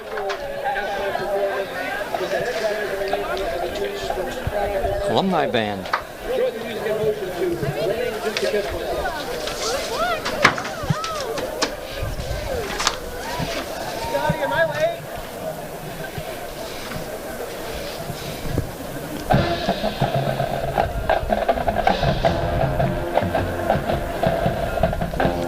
Very interested to see who the King and the Queen are this year. Of course, today being homecoming for the Titans. Everybody's here. We've had interviews, with alumni of Westminster. Great to have them here. Oh, absolutely. This is the 40th homecoming I've been able to participate in or watch, and it's always exciting. Great seeing people that unfortunately, Tyler, I can't remember all their names all the time. I've had them in class, had them on the field, on the courts, wherever, but a wonderful day. And the weather has straightened around a little bit now. Cold, yes, or chilly, considering we were at 80 degrees just Wednesday, 4 days ago, but still, homecoming special. Homecoming is special, and Westminster trying to get a victory here. It is 14-0, and we will talk a little bit later after our halftime content. We'll be back up here in the booth to cover what happened in the first half, but to give kind of a little bit of a summary, the defense has completely kept Westminster in this game. It should be 14-14, but with Westminster having turnover on downs at the 10-yard line and at the 1-yard line, Thiel have had so many chances to score, and Westminster's D has bent but not broken. It's insane what we've seen. Well, you're so correct on that. Right spot on, Tyler. Bend but don't break. And boy, when you're on the 1-yard line and you force them back, that's tremendous effort. Westminster's playing quite a solid defensive game. Nick here or there, somebody maybe slipping out of lane or not making a play, but overall quite solid. Offense got out of the starting blocks, to use a track term, very quickly, but then the second quarter, not able to capitalize on some good situations. Did punch out when we were on the 1-yard line and stopped them, did punch out a critical first down, so we had some room to punt, but then once again, we get a breakdown field after a huge defensive play. Not a very good punt, a good return by Madeja, and, then nothing. And here comes the alumni. And here's the homecoming, king and queen, the nominees.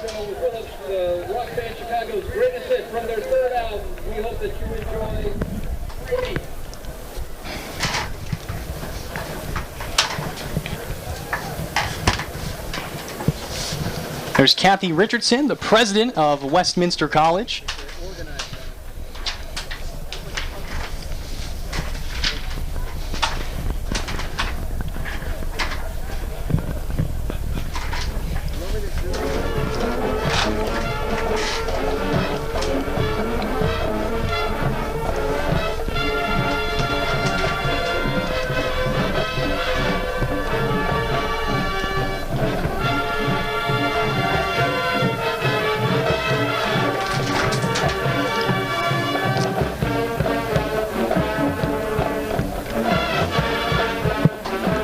Of course, covering some of the rest of the stuff that happened in the first half. Was a phenomenal first half for Westminster's defense. We've talked about the miscommunications that Titans have had. Augustus Nicastro has had quite a bit of overthrows. Seems right as he ends up having a big throw to Connor Cox. Connor Cox on back-to-back drives had 2 huge catches, one in single coverage that was highly contested, and the other one in double coverage. We couldn't imagine how he came down with that, but both drives ended with 0 points. A blocked field goal after, of course, the interception that was a tip.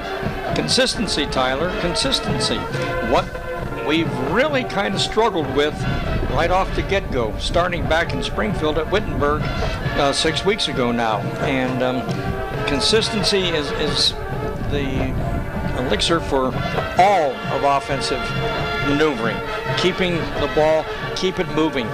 Big plays have spurred us and then spurred us on to the first 2 scores. However, you can't live alone with that. You have to just punch out little ones. And as I mentioned early on, we've had a little bit of trouble inside the tackles, moving people, getting seams. We've been able to slip outside, we've been able to get some nice passing, but not able to move people inside.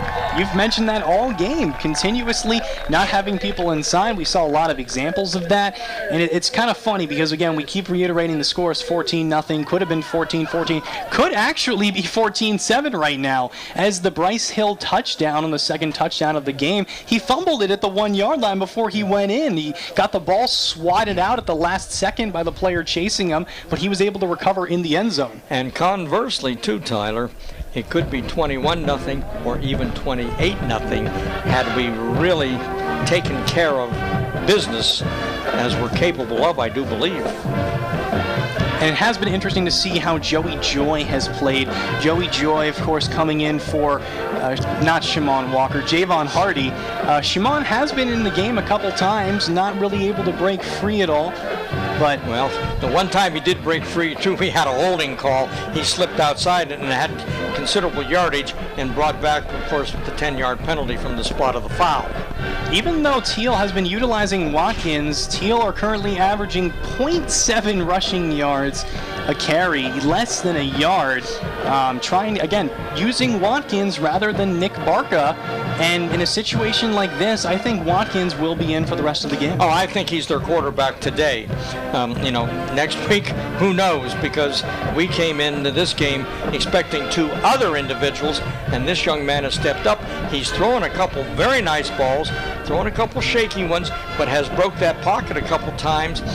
We were talking about a while ago, I'm not sure, maybe a spy on him might not be something to consider. Just mirroring him, dropping back in the middle, playing pass defense, but keeping your eye on him, because we have had good rush, we have kept lanes, but he has stepped up inside. We're not covering that middle all the time. And Fred Davis is usually the wide receiver for Thiel, of course, coming in to take the place of Damon Smith, who, of course, came in. Damon Smith is the second-string quarterback. Fred Davis is technically the third-string quarterback coming in and playing for Thiel. And in a situation like this, he has not been playing horribly. He has been playing pretty all right, honestly. Well, he's been pretty effective, really.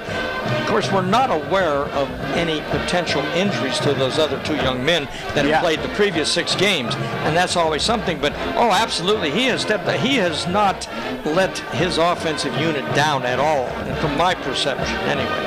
And Fred Davis has had a rough day. Westminster's defense currently has 4 sacks on the day, and that's actually whenever we got these halftime stats. I think there might be 6 because there were 2 right before halftime. Yes. So Westminster's D essentially has 6 sacks right now, back-to-back sacks before halftime, and that, of course, that last sack was huge because it gave Westminster a chance to throw that Hail Mary at the 36. Yes, and Shaman put a very nice ball up there.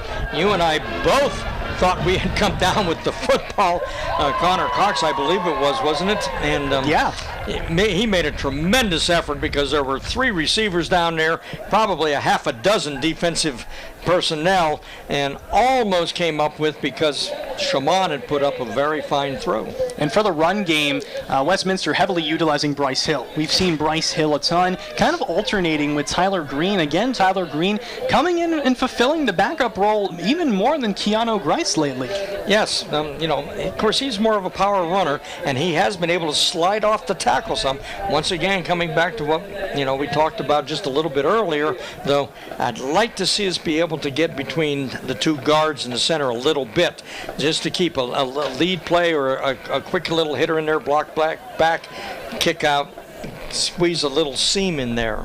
And your favorite player on special teams, of course, with Westminster, you love him, we've said it all game, Dawson Porter, the freshman punter. He's averaging 41 yards. Actually, he's averaging 40 yards a punt right now. Dylan Kleckner, the punter for Thiel, is actually averaging more than Porter right now. Well, he turned that ball over one time, but Paulinelli went back and grabbed it and sailed up the sideline. And that happens sometimes. It's interesting. We always want yardage. We just look at yardage on that. But sometimes you simply out-kick your coverage. And boy, buckle it up then, because you can get up in there. The blockers form, and that, as long as you don't hold illegal in the back, those things, just get pieces of people, create spots. You can see right now, homecoming king and queen, the nominees for today for the homecoming at Westminster College. Crowd really excited. We'll send it down there. And we're here from Student Government Association to announce this year's homecoming winners.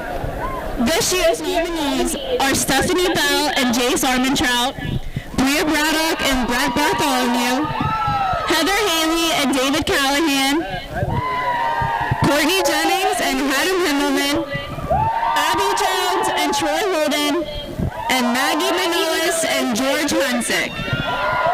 Back to crown this year's winners are last year's winners, Matt McDonald and Teddy Constantine. So, without further ado, the 2018-2019 homecoming king is Jace Armentrout.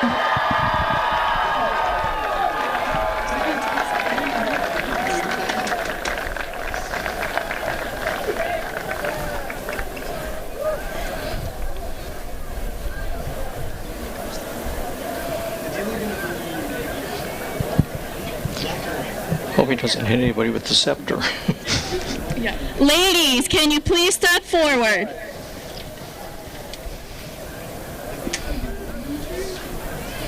And the 2018-2019 homecoming queen is Maggie Manolis.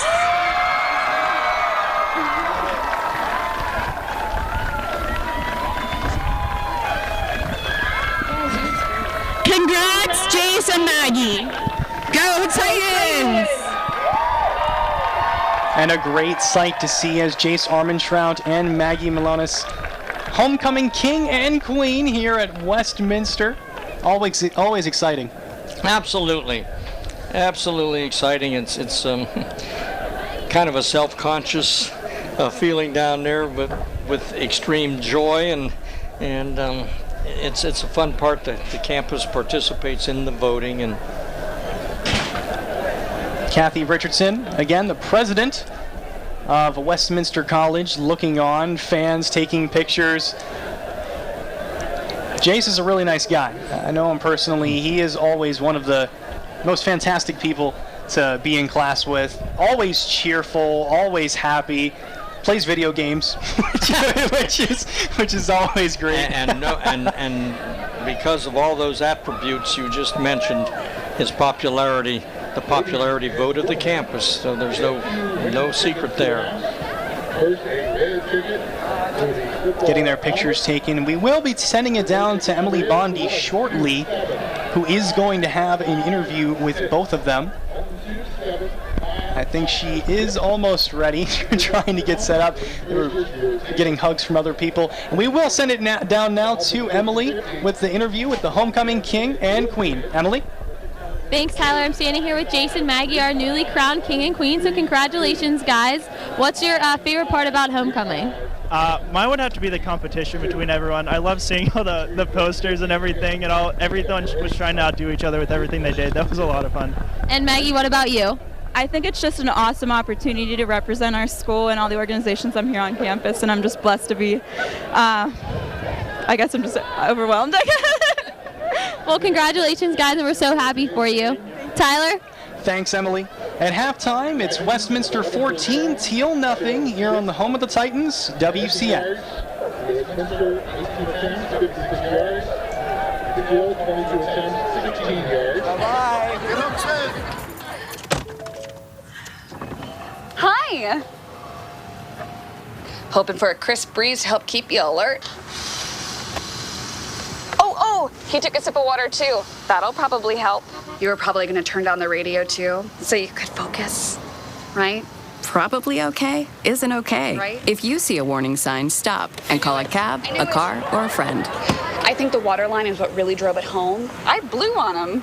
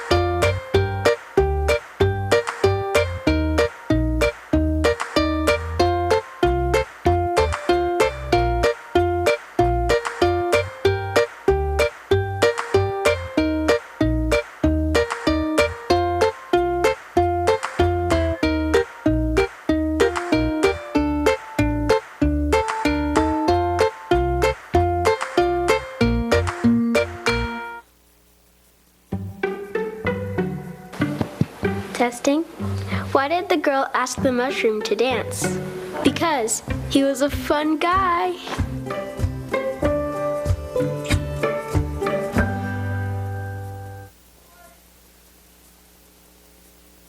Hello, and welcome to this week's edition of Titan Weekly. I'm Maddie Keenan. The women's golf team had their final invitational of the fall season, taking 8th place overall as a team. First-year Jocelyn Bear shot a team-best two-day score of 182, which tied for 16th place overall.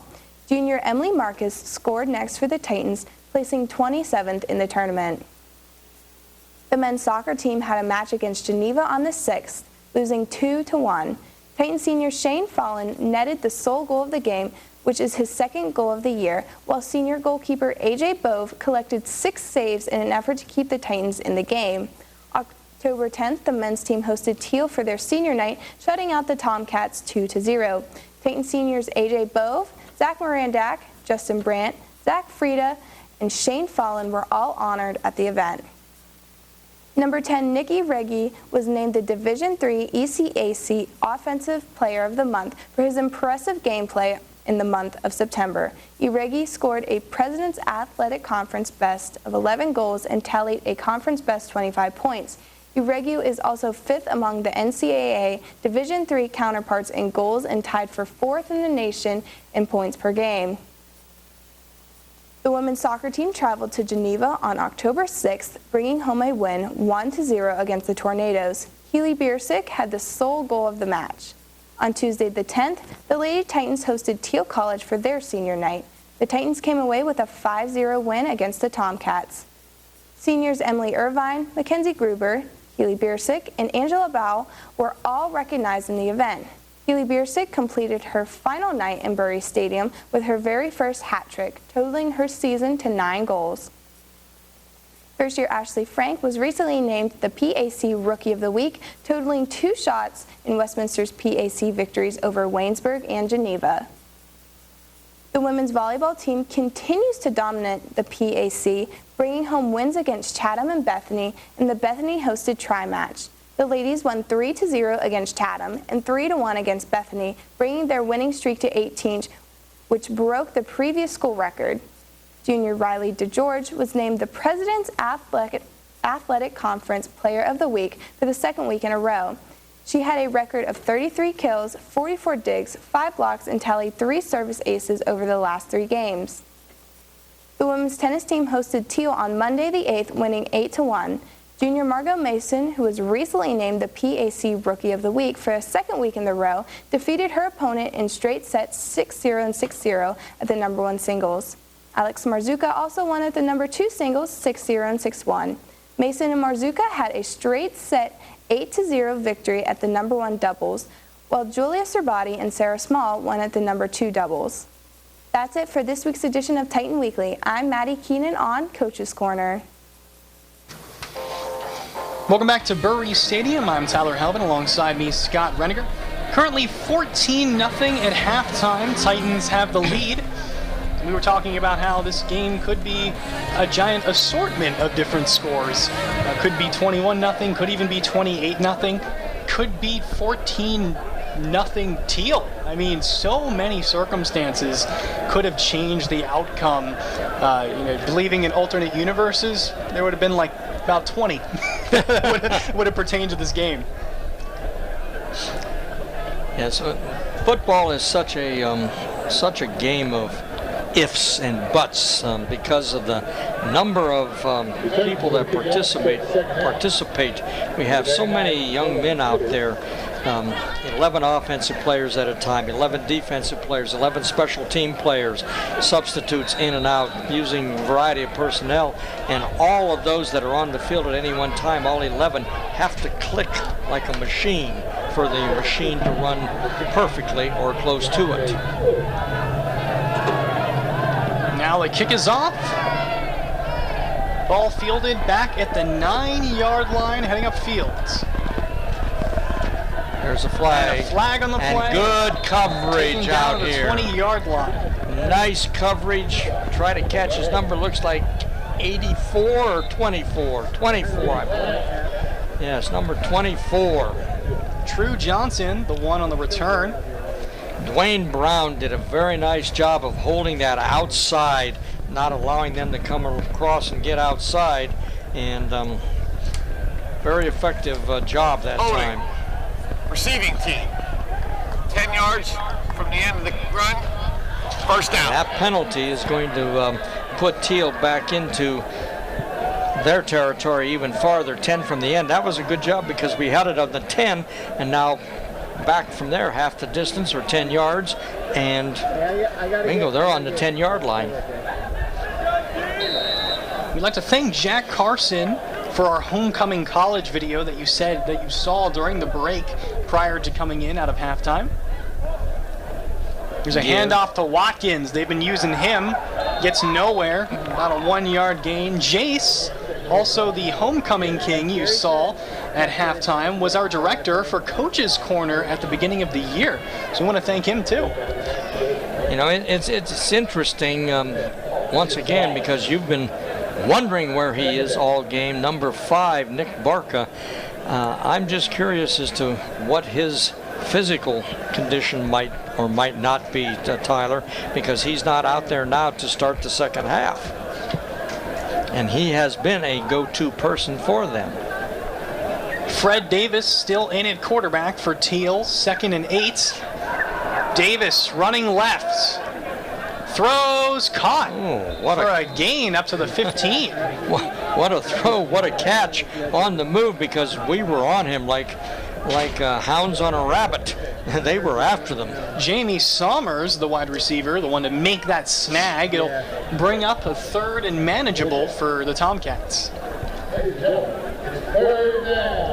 3rd and 5, maybe a little more than 5. And of course, we know the quarterback can and will run with the ball.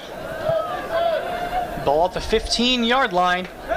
Davis, quick throw, bobbling, and a catch, and a fumble incomplete. They're going to just call that incomplete. Didn't have enough control for a long enough period. Almost caught it, but just not quite long enough, and so that he did recover his own bobble that time, but that's immaterial because he didn't make the catch. Once again, good pressure though, and that's what Thiel came into the ball game. Our coaches, defensive staff thought a lot of underneath stuff available, those little speed screens like that. Once again, we got 11 guys, 10 guys up there. Dylan Kleckner back to punt for Thiel. Gets it away. Paulinelli, very high, rolling to his right, fields it at the 44. Gets his legs taken out at the 49 of Thiel, so that is where they will start their first drive of the second half. According to the Centers for Disease Control and Prevention, an estimated 80,000 Americans died from the flu last year. The CDC recommends getting a flu shot by the end of October. Westminster students and faculty can get their flu vaccinations on Monday, October 15th from 11 a.m. to 1:30 p.m. at the Wellness Center on campus. Only an insurance card is required. Don't put it off. Get your flu vaccination. Now let's see. Augustus Nicastro is our quarterback. 8 for 15 the first half. Handoff to Hill. Hill, loss of 4. Can't get anywhere. Big penetration again. Matt Crawford, the linebacker. One to be there first. Once again, our first offensive play, and we have leakage in there. We have penetration, forcing the play to blow up before it even gets started. 2nd and 12. Ball now at Westminster's 48. Moving back to their side of the field. Nicastro immediately under pressure. A quick throw to Cox, who's wide open.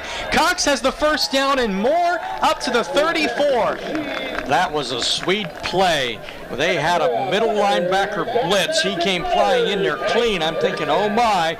And that's right where the reception went. The pattern went with a little middle type screen. Very nice play. Big gain. Westminster with a new set of downs, now at the 34. The last 2 times they started to drive down, it ended with a tipped interception and a blocked field goal. Split receivers, both sides, wing back, one back in the backfield with the quarterback. Nicastro, plenty of time, goes deep, contested ball, one-handed catch, incomplete. Joey Joy almost got one hand on it. With good inside coverage. Nice ball. And Joey, usually on a play like that, the receivers contest for pass interference, but he just couldn't get his hand around. His hand was wrapped up. That was great coverage by the corner for Thiel. Very good coverage. Give much credit where credit is due on that. And that was Yosef Bekele. And that was a nice ball by Nicastro. Right where it needed to be, just too good of coverage. Nicastro in the shotgun. Fake handoff. Throw. Paulinelli incomplete. Nice. Phenomenal coverage again by True Johnson. The corner all over Paulinelli. Yes, because that was another good fake. In fact, I almost followed the runner a little bit.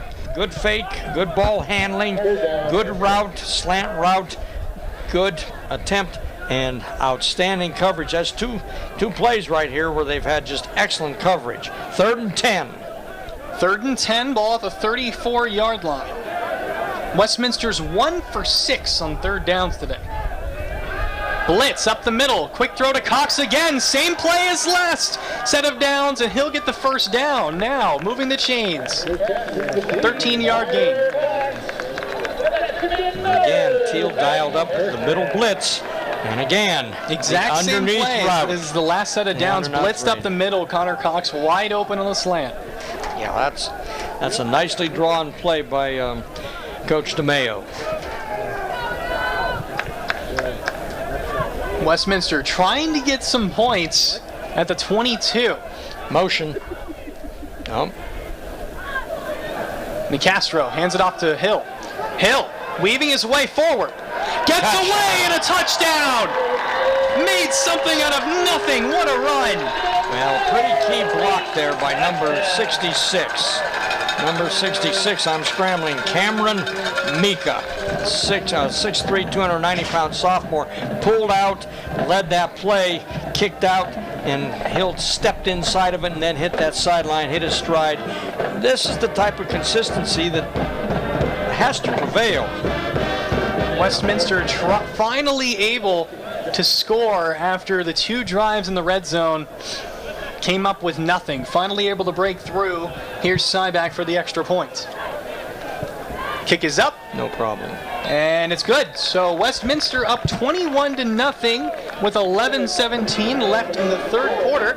This broadcast is brought to you in part by the Broadcasting and Media Production Program at Westminster College, providing real-world experience in today's media for tomorrow's producers.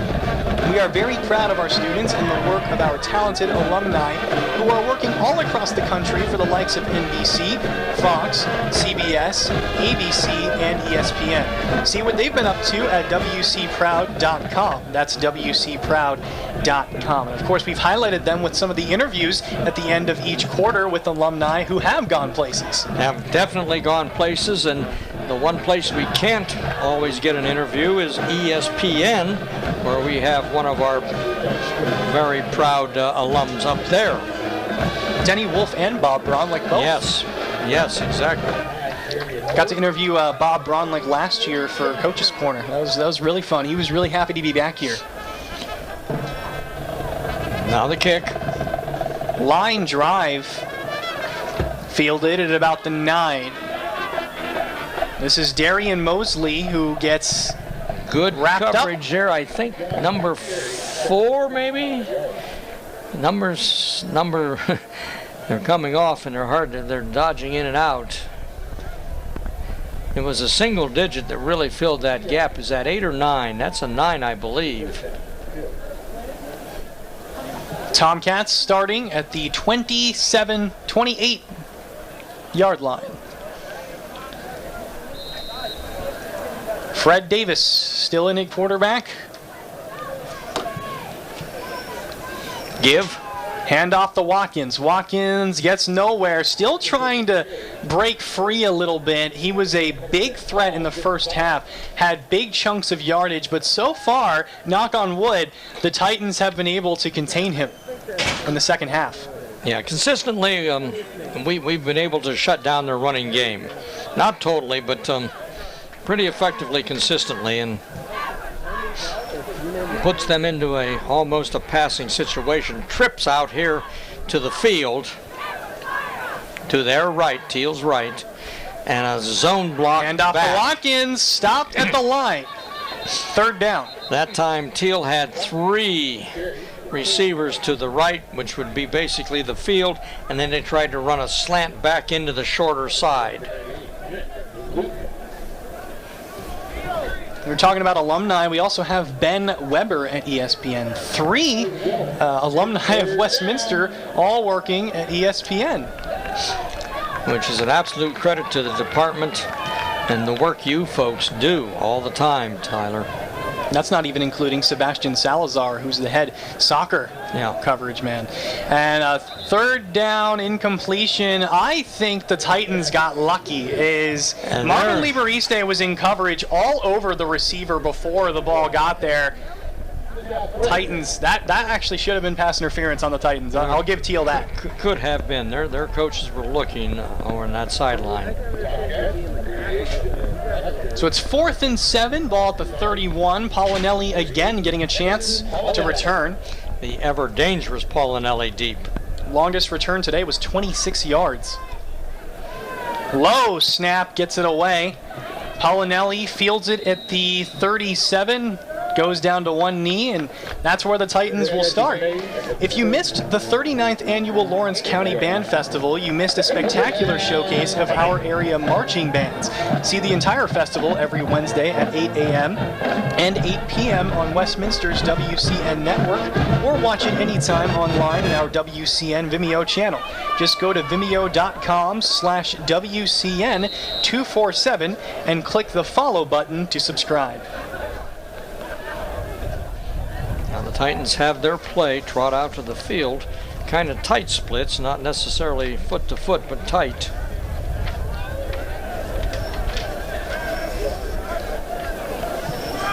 Here's a handoff to Tyler Green. Green getting some room and 2 spin moves for a 7-yard gain. Became the human joystick. Nice run slant off of the right tackle.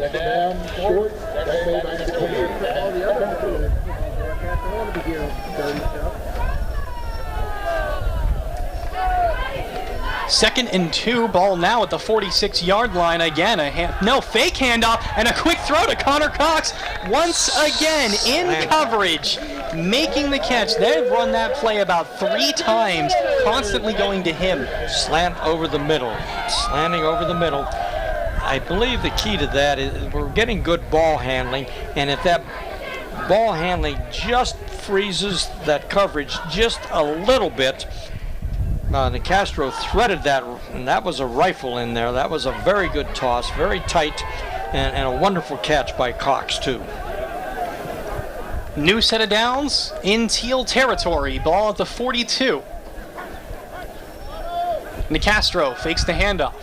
Plenty of time, throws, and batted away. Once again, great coverage by True Johnson, the corner. Reached his hand out and swatted it down. But we had Bryson Polinelli coming on the other cross, and he was pretty open. Nick Henderson, the intended target. Good ball. Nicastro had a choice on that one.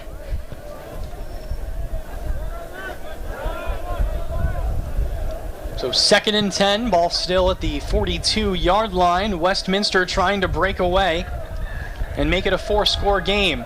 Fake handoff. Connor Cox goes up the ladder for probably the most effort required for a 4-yard gain possible this game. That was a tremendous catch. Little bit shaky on the throw on that one, Augustus was, but. And I think that was designed for him to either make the choice to hand it off or to keep it, because he kind of had the ball stuck in Tyler Green's hand for a little while, and Tyler Green was getting wrapped up. Basically saying, give me the ball, I need to throw now. 3rd down and a solid 7. Nicastro under pressure, hit as he throws, and Connor Cox brings it in again. This man is unstoppable down to the 8-yard line. Very nice throw by Augustus Nicastro, too. That was a nice tight spiral. Led him just enough where Cox could reach up. Again, not poor coverage on it, Tyler. He was fairly well covered. Just a terrific throw and a better catch. Every ball that heads his way is just magnetically attached to his hands, it seems. Here's a handoff to Green up to the line of scrimmage. No room, and we cannot get a first down. The Titans have to get into the end zone in the next 2 plays or subsequently go for the field goal. Quick huddle. Nicastro in the shotgun. Only 2 wide receivers set with a tight end at the right. Power formation to the right, too. Nicastro going to throw. Plenty of time. Fade to the corner of the end zone to Polinelli. Polinelli comes down with it. Touchdown. He stayed in bounds. Good footwork. Got that 1 foot down at the last second. What a great clutch snag in the corner. And what a throw. That was either going to be a catch for a touchdown or an incomplete pass. And it's a good thing it's not NFL rules, because he did get 1 foot in, and that was it. That second foot did not come down. Titans now trying to break away. Up 27-0. Here's Cyback for the extra point. Good. And it's good. So with that, Westminster takes a 28-0 lead, back-to-back drives, leading to 7 points. Here we go again, though. We did very well right out of the starting blocks the first quarter. Here we are in the third quarter, right out of the starting blocks once again. Now we're halfway through. Yeah. And what next? You know, this is going to be a good time right now for the Titans to determine, have we gone or have we not?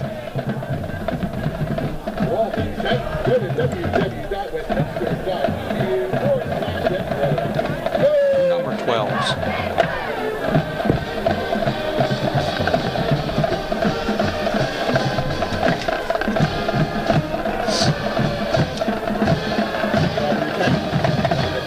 We were just told by a fan about 2 number 12s in the field. It's Connor Cox and David Fleming, the free safety. Of course, playing defense. Cox has a breakout game today. Phenomenal, catching every ball that comes his way. Targeted much more than I thought, even more than Polinelli. Kickoff is bobbled, fielded to the 10-yard line. Hit, take it down to the 25. And one of the number 12s made the play. And Mosley on the return. And I would think that would be... I think that's Fleming. I just saw on the monitor, yeah. I just saw on the monitor. That was a different face than that was good coverage. That was good, solid coverage. That's one thing. The kickoff team today, through 5 kickoffs, has been quite solid. They've got that, and the ball is not being elevated a considerable amount. And a new quarterback is in right now, as it's a fake handoff, loss of about 2 or 3 yards. Damon Smith is officially in the game. We were talking about him, and why wasn't he in? Fred Davis, the third stringer, the wide receiver dedicated. Damon Smith is the quarterback they named as the starter. I don't know how long ago it was when they furnished the information to Nathan LaRisha. So this is the first time we're seeing him all game, halfway through the third quarter. Last week he was 11 for 20, no touchdowns, no interceptions. We can assume he'll be taking the place of Davis for the rest of the game. Here's a handoff to Watkins, weaving his way, sandwiched between 2 players, and a quick third down. I think he was sandwiched between Fitzgerald and number 28. If it's 28, that would be Isaiah Banks. 22. That's Bryce Thomas. Bryce Thomas, and I missed that one a while ago, but that was Bryce Thomas. He comes up and fills that gap very quickly.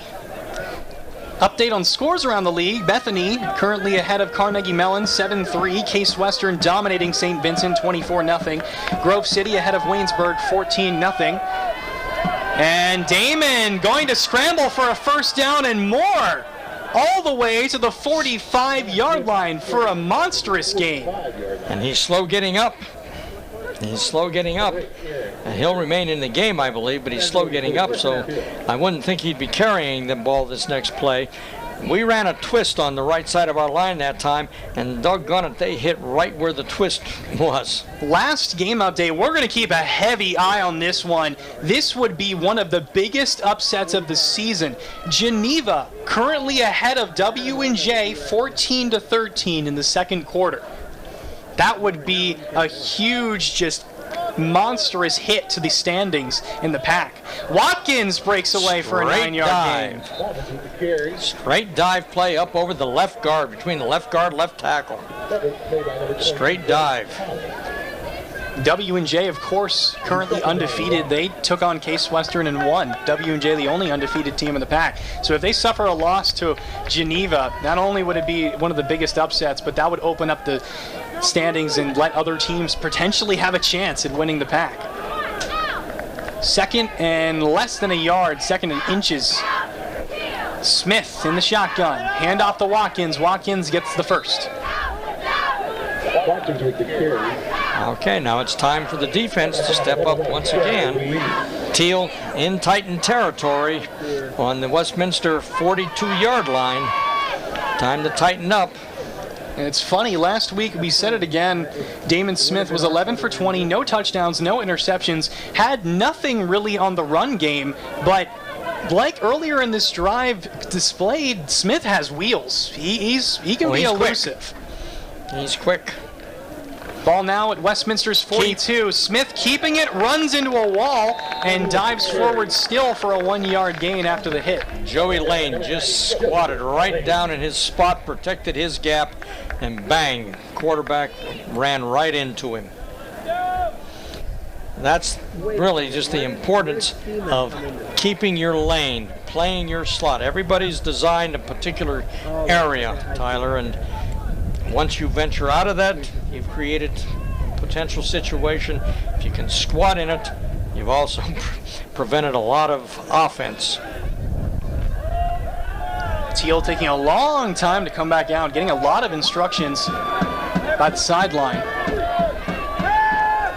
Quick pass, incomplete, no wide receiver had their head turned. That ball kind of sailed too. It wasn't very true, it just kind of sailed out that way, had a little movement to it. It wasn't that bullet where you see. So that's 3rd and 10 now. Jamie Sommers and big down right here. That was also Devin Turner, both in the vicinity.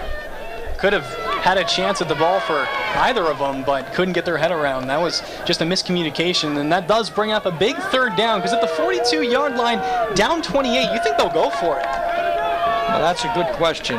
They're down 4 scores. Smith fakes the handoff immediately under pressure, and he is going to, I think, scamper along the sidelines for a 1st down. And no, he's marked short. I think the head linesman over there is about the 35. He's 3 yards short. Couldn't stay in. I think they go for it here now. 4th and 3. They are 0 for 2 today on 4th down conversions. They've went for it twice. Both of those times were deep in Westminster's territory. Smith remains the quarterback. Ball at the Westminster 34. Can they give Thiel 0 for 3? Or will Thiel convert? Smith immediately under pressure. Gets slammed as he throws, and it's caught at the 15-yard line. Darian Mosley going up the ladder. What a catch. He really stretched for that. We had good pressure on him. Smith just wobbled it out there high, and what a catch by Smith got hammered as he let the ball go. And Darian Mosley what a just catch. Sat on him. Just sat on that ball. Terrific catch. And I can't believe Smith is okay. I was expecting him to be down on the field after that throw. He got sandwiched like at his thighs, took out his knees. Here's a handoff to Watkins, who can't get anywhere up the line. Number 10. Call his name a lot. Paul Gonzalez. So the Tomcats able to get their first 4th down conversion of the day, but can they make something out of it? Down 28-0. There's a minute 39 left in the 3rd quarter.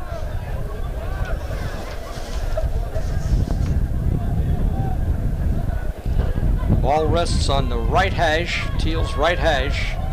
So they're going to bring 2 receivers on each side of the quarterback this time. 2 wide outs. 2nd and 10. Smith rolls left. Fitzgerald giving chase. Throws, intercepted at the 1-yard line. Heading upfield, trying to get the number. That's Aaron Pierce. Has blockers in front, weaving his way. A block at the end, and it's a touchdown. 100-yard return, pick 6. Flag. And a flag back at the 24. This is probably going to be a hold, and that will erase the pick 6.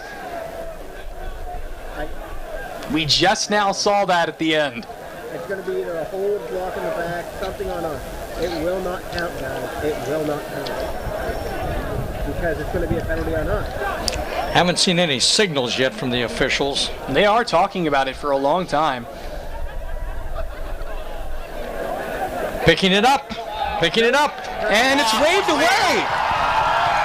So it will stand. Aaron Pierce, 100-yard pick six, puts the Titans up 34-0. He broke away from the first tackle. You can see right there.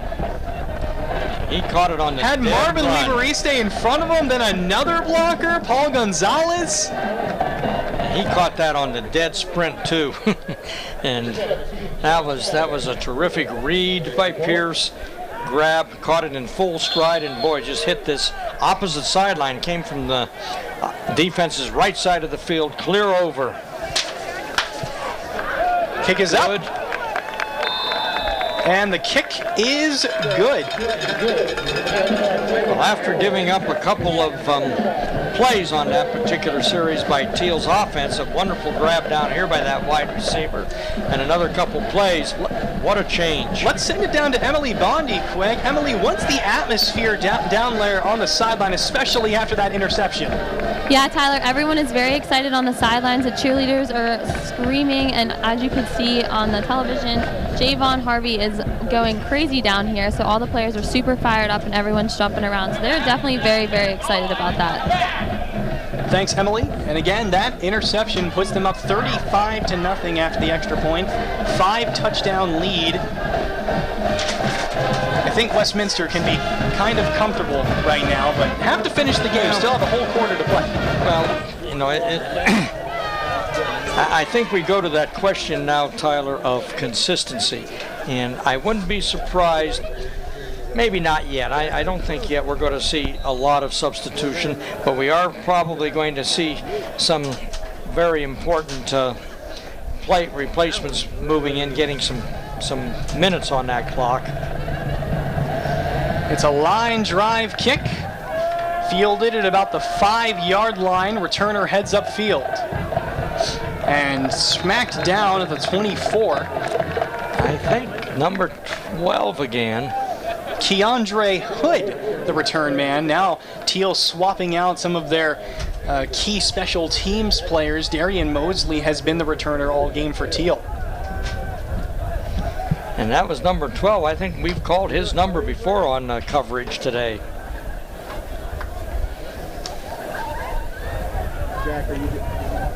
That's David Fleming, I believe, a free safety, which would make a lot of sense being on the kickoff. Here's a handoff to Watkins, smothered at the line. Swarmed under. By the entire defensive line of the Titans. Couldn't even see who made the initial hit. No, and I do see a couple of new numbers out there too. And that is, yeah, Watkins is out. That was actually Larry Goins Jr. in it running back right now for Thiel. So they're resting up Watkins, presumably for the rest of the game. Smith still at quarterback, again replacing Fred Davis from earlier. Here's a handoff to Goins. Goins gets away from the first hit, gets a 2-yard gain.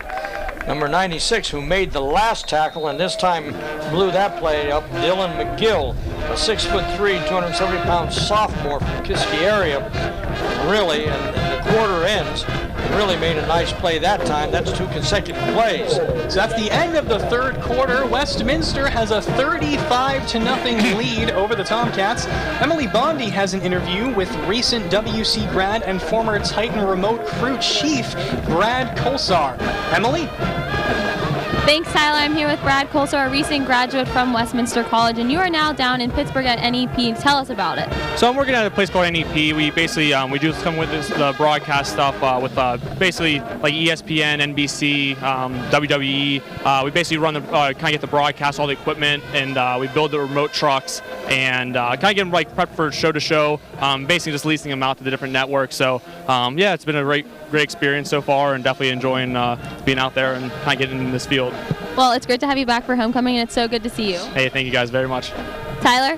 Thanks, Emily. And it's fantastic to see Brad again. Brad was essentially the technical guru, the head of absolutely everything with a wire. Brad was in charge of it for all of our broadcasts for 3 years. Helped out Gary Swanson. And we were actually really worried whenever Brad left because he was the top dog for everything technical.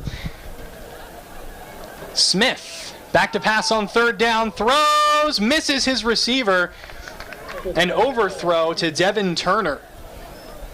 That'll bring up fourth down. He is gone.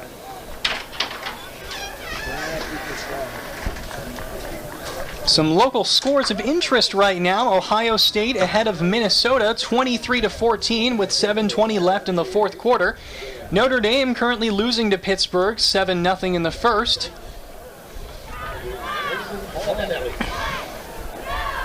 And Geneva still ahead of W&J 14-13. Punts away, perfect spiral. Look at that. That's so beautiful. Fielded at about the 25 by Pollinelli. Takes it up to the 37. I am impressed with his punting, as I am with our punter as well. Dylan Kleckner averaging 40 yards a punt so far. We just got the third quarter stats. New Wilmington's Trick or Treat this year will take place on October 27th. Costume characters can go door to door from 2 p.m. to 4 p.m. The annual Kiwanis Halloween Parade on Market Street will follow that same day with lineup beginning at 5 p.m. and the actual parade beginning at 5:30 p.m. The parade is an annual event sponsored by the New Wilmington Kiwanis Club with the support of local businesses. For other community Trick or Treat hours, visit WCN247.com. And look at this push of the pile for a 12-yard gain. He was stopped at about 7 or 8 and just kept driving. Shamon Walker being our quarterback right now. Of course, Shamon has been in the ball game and, in fact, threw a terrific Hail Mary pass, unfortunately, right at the end of the half. Incomplete, but a well-thrown ball. Here's a handoff to Keanu Grice. No, it fools the defense, and it fooled me. Shimon keeps it for about a 15-yard run. Two players immediately hit Grice at the line of scrimmage. And an update, W&J just scored. They're currently leading Geneva 19-14 in the second quarter. Again, we will be keeping a very close eye on that. It would be one of the biggest upsets of the season if Geneva can pull off a win. Another fake handoff. Walker tries to get outside, dances out of bounds. Yeah, he tried, they walled him off pretty good on that one, Tyler, and so he just tried to outrun them to the sideline.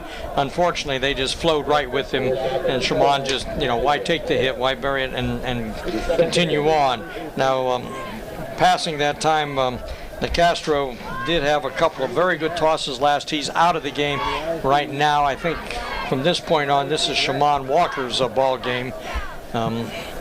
And I'm not sure. I would suspect that the offense takes the, as they say, the air out of the football a little bit. Nice play action, keeps it himself, stumbles forward for a first down. That stumble was right at the first down marker, 2 yards past, moves the chains. And a very nice gesture right there by number 15 from Thiel. He could have taken a pop at Shimon that time as he was going down. Instead, he hurtled over him. The defensive back, Malik Beckford, opted to take the high road instead of the low road. And that was that's class. Yes, it is. That is class. Motion. High snap, handoff to Grice right at the line of scrimmage. Just got his fingertips on that ball. Once again, and I don't recognize too many new numbers out there offensive line-wise. A couple are new in there. I think 79 is in now. I'm looking at those. Jake Rocco, although I think he perhaps started. Shimon in the shotgun.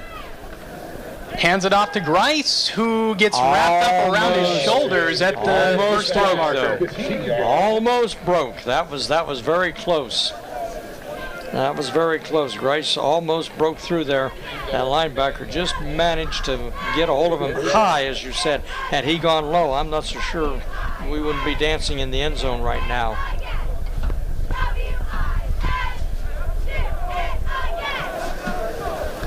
Westminster trying to add the cherry on top to a fantastic second half. 3rd and 2, ball at the 14, up 35-0 against the Tomcats. Change of play. And fakes the handoff. Shimon keeps it himself. Gets hit, and he's in the end zone. He just took that straight up. Fake handoff. I'm quite impressed with Shimon's ball handling. And that right down there, Javon Hardy leading the pack of cheers in that. That is senior leadership. That is such a lift. Came out dressed today. No doubt knew he wasn't going to play. We had been told as such. But out there and on the very first score, Tyler, he was up and just running up and down.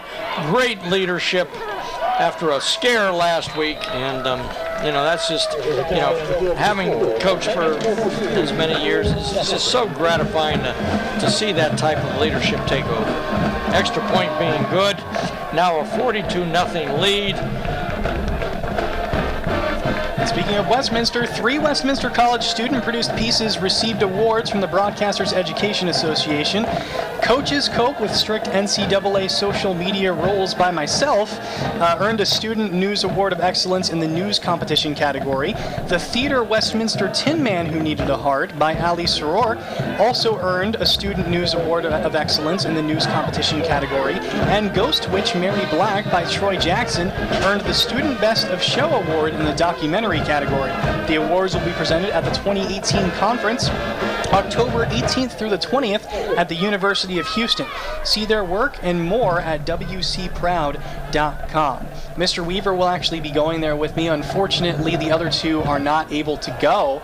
As the kickoff rolls down to the 1-yard line, they thought it was going to be a touchback, and they're going to start at their own 3. Boy. Keandre Hood just let the ball go, and the ball took a backspin and stopped at the 1. They knew they had to get it. And that is what happens on artificial turf.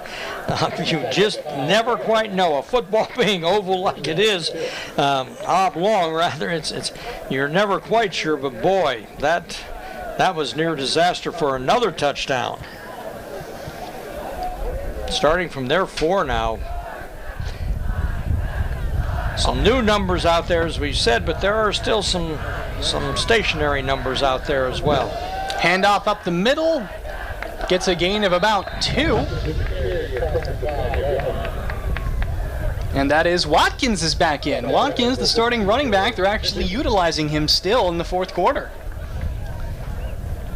Well, we saw the one running back, though, kind of get up with a little bit of a gimp, as well as the quarterback that one time. And once again, going back to, number 5, just makes you wonder. And of course, they're not going to put that information out early. And here's another handoff up the middle, up to the 10-yard line. Again, Watkins.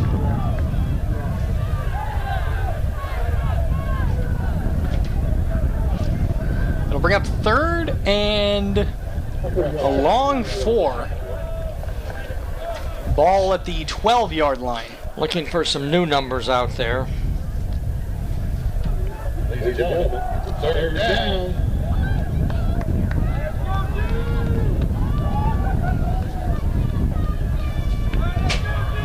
I notice, though, Thiel has their starting offensive line in there. I don't know what their depth is. Boy, there's a blitz from the outside. Quick throw and a nice catch, play but that is number 9. That is going to bring up 4th down. That would be Frank McGee, I believe, the cornerback, freshman from Ashburn, Virginia. That was a quick reaction and a nice tackle. Took him right on, stopped it dead. Keandre Hood made the reception, but like you said, was immediately hit. And now Thiel will be punting back at their end zone again. Now, the old saying, don't get beat deep, but that's really, but he just kind of sat and then reacted and made the play. Boy, wide punt formation. They know we're not coming after it. And no pressure as it's a spiral short kick that bounces at the 30 and takes a Westminster roll. Is that a 30-yard punt? Was that the young man that's been punting for them? Yeah. I can't see him. 80-something. 88, Dylan Kleckner, yes. And there was maybe he performs better under pressure than when nobody's coming. We just sent our two ends to contain. There was no pressure whatsoever. And he didn't get off nearly the punt. He has delivered the mail with the punts this year. But we're going out. I see our starting front five. You know, and this brings up a good thing right here to my mind too, Tyler. Handoff to Grice. Grice with a burst of speed, weaving his way back inside, has a blocker in front of him, and Grice on the first play of the drive takes it all the way for a touchdown, 30 yards. Titans racking up the score at this point. We're doing a couple things here, I think, Tyler. And I think a couple of at least to me, very, very important points I'd like to make. Number one, we're getting our confidence. We're being consistent. We've had 6 touchdowns or 5 touchdowns this half, third and fourth quarter. We're getting consistency and something else. We scored a lot of points last week. We didn't score enough points against Case Western. We scored points last week not because of drives, but because of special teams and good field position and that. Now all of a sudden we're starting to make some moves. We're getting things. You know, we're not running up the score. At least I don't think so. And people may think I'm nuts on that, but I don't think we're running up the score. Yeah, and that was just a run. That wasn't even a throw or anything. That was just taking the chance that you have. I think, you know, right now our team is getting confidence, regaining confidence. Perhaps we're moving back to the start of the season mentally and that. Excited, enthusiastic, and we're delivering the goods. And not trying to shame Thiel, not trying to show them up, not trying to do anything. We're just playing football right now and getting ready, because now I do believe we can start to think about Washington and Jefferson. Nice job out here by 28. Number 28 kept his position on the outside, forced the play back to the inside. Good job there. Doesn't make a tackle. Name doesn't get called very much, probably because of that. But Isaiah Banks, I do believe, is a cornerback. Nice job shoving the play inside. Exactly what he had to do. Raymond Jackson, the return man for Thiel. First time we've said his name. Thiel kind of really switching around special teams returners at this point in the game. Damon Smith still in at quarterback. And I don't think they do have a fourth quarterback, so I can't picture him being replaced at this point, too. Rolls right, still trying to find someone, gets it away. He better get out of there quick, because number 96, I think, was hot on his backside. And a score update, Geneva and W&J has become a shootout. Geneva leading 28-26 in only the second quarter. What a crazy development, because we were actually talking before that game, and you were saying about how amazing W&J's playing. You looked at that game and were like, oh boy, that's going to be nuts. And look at it now. It's crazy. You're right. You are so right, and that is collegiate football, interscholastic football at high school level, collegiate here at this level. Don't ever take anything for granted. Handoff to Goins Jr. gets nowhere, and it's a very quick third down. 3rd and 11.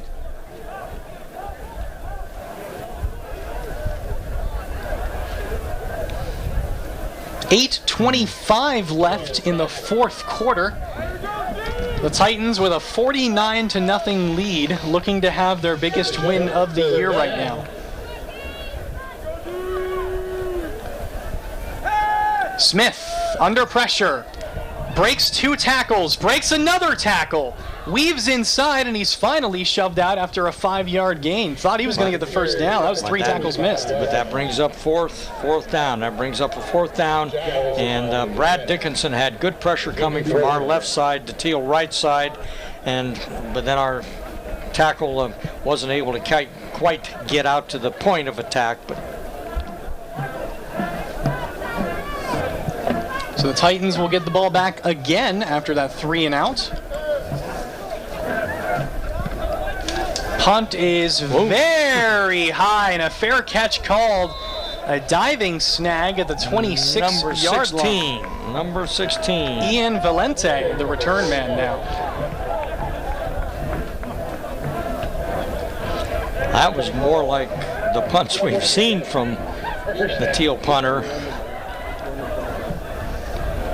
And what a phenomenal second half for the Titans, holding Thiel to 0 points, especially in the first half. Could have easily been a tie game. Westminster's exploded now for 35 points. We have a lot of new young men out there, and a lot of new Titans.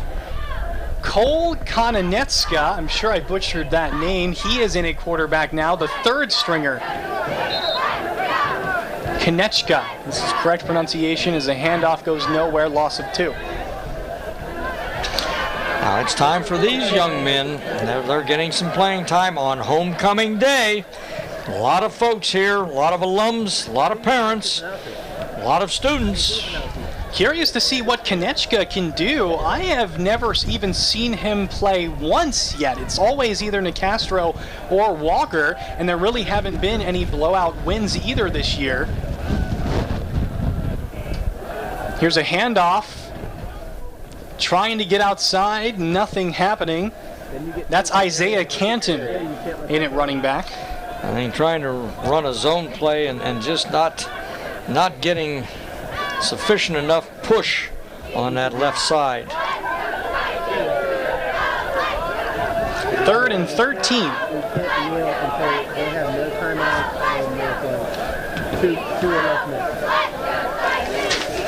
Lots of players moving in and out right now. See if Konechka can get his third down conversion of the year. Konechka back to pass, quick throw, incomplete. Nice, just not on target. Good quick spiral out there, just not on target. Denny Dennison, the intended target, and that will bring up 4th down and the first punt in a long while for Dawson Porter. Westminster have been scoring pretty much every drive after starting slow.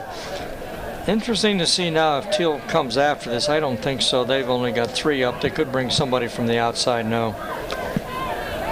Another nice ball. Big punt makes the return man go back to the 31. And that is where Thiel will take over. WCN247.com is updated and maintained by the digital newsroom for Westminster Cable, the HaltCAD, and Titan Radio at Westminster College. This student-operated service covers your campus and community. Of course, one of those being Maddie Keenan's halftime Titan Town Sports. Always appreciate that halftime coverage. Jack Carson was the one who produced the homecoming video you saw during halftime. He's actually running camera today. Thiel with 3 receivers left. That's pretty standard to the field. Watkins still in the game, pushes the pile for a 4-yard gain. I am very intrigued as to why they are still using him. He has been the big bright spot for Thiel this game, and to have him in and kind of at the injury risk, you never know what can happen with 5:48 left. You are right, and he was very slow getting up. They just took him out. And he was very slow getting up that time, too. And I agree with you wholeheartedly. They still have that front line, which begs the question, brooks the question, too, do they have much depth? 2nd down. Smith hands it off up the middle. And a big run up to the 42-yard line. And that was Goins Jr., the backup running back, alternating with Watkins right now. Come on, defense. Not being greedy, but come on. We don't want to give something up here. This is your moment to shine. You've worked hard right from August, right through the first 6 weeks. First 7 weeks, actually, because we haven't had our bye yet. The first 6 weeks, and this is your moment. Take advantage. Titans looking for a shutout here on homecoming night. 49-0, 4:30 left, and a flag called. Smith keeps it himself. Dodges one tackler, a stiff arm to the face of a defender. Kind of late there. Our number 44 got in a little bit late, but no flag. Brandon Millwood, freshman linebacker. David Fleming got a face full of hand on that stiff arm by Smith. And we'll see what the flag is. Offside. Defense. I thought Penalties declined. Result of the play. I thought I saw a blue helmet just crowding that line of scrimmage, perhaps a little too much. Geneva and W&J just went into halftime. Geneva currently trying to hang on to a 28-26 lead against W&J.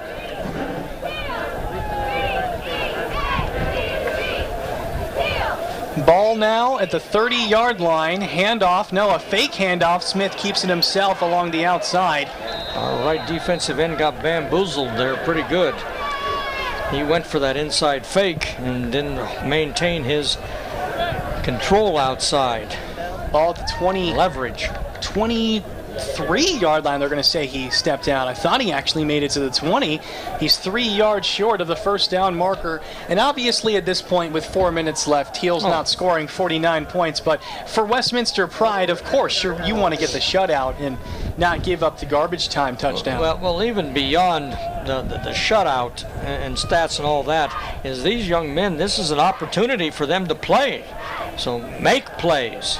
Smith, quick throw, wide open receiver, just off the tip of the fingers. That would have been 6 right there. Fred Davis, who was the quarterback all the first half, now in at the position he mainly plays.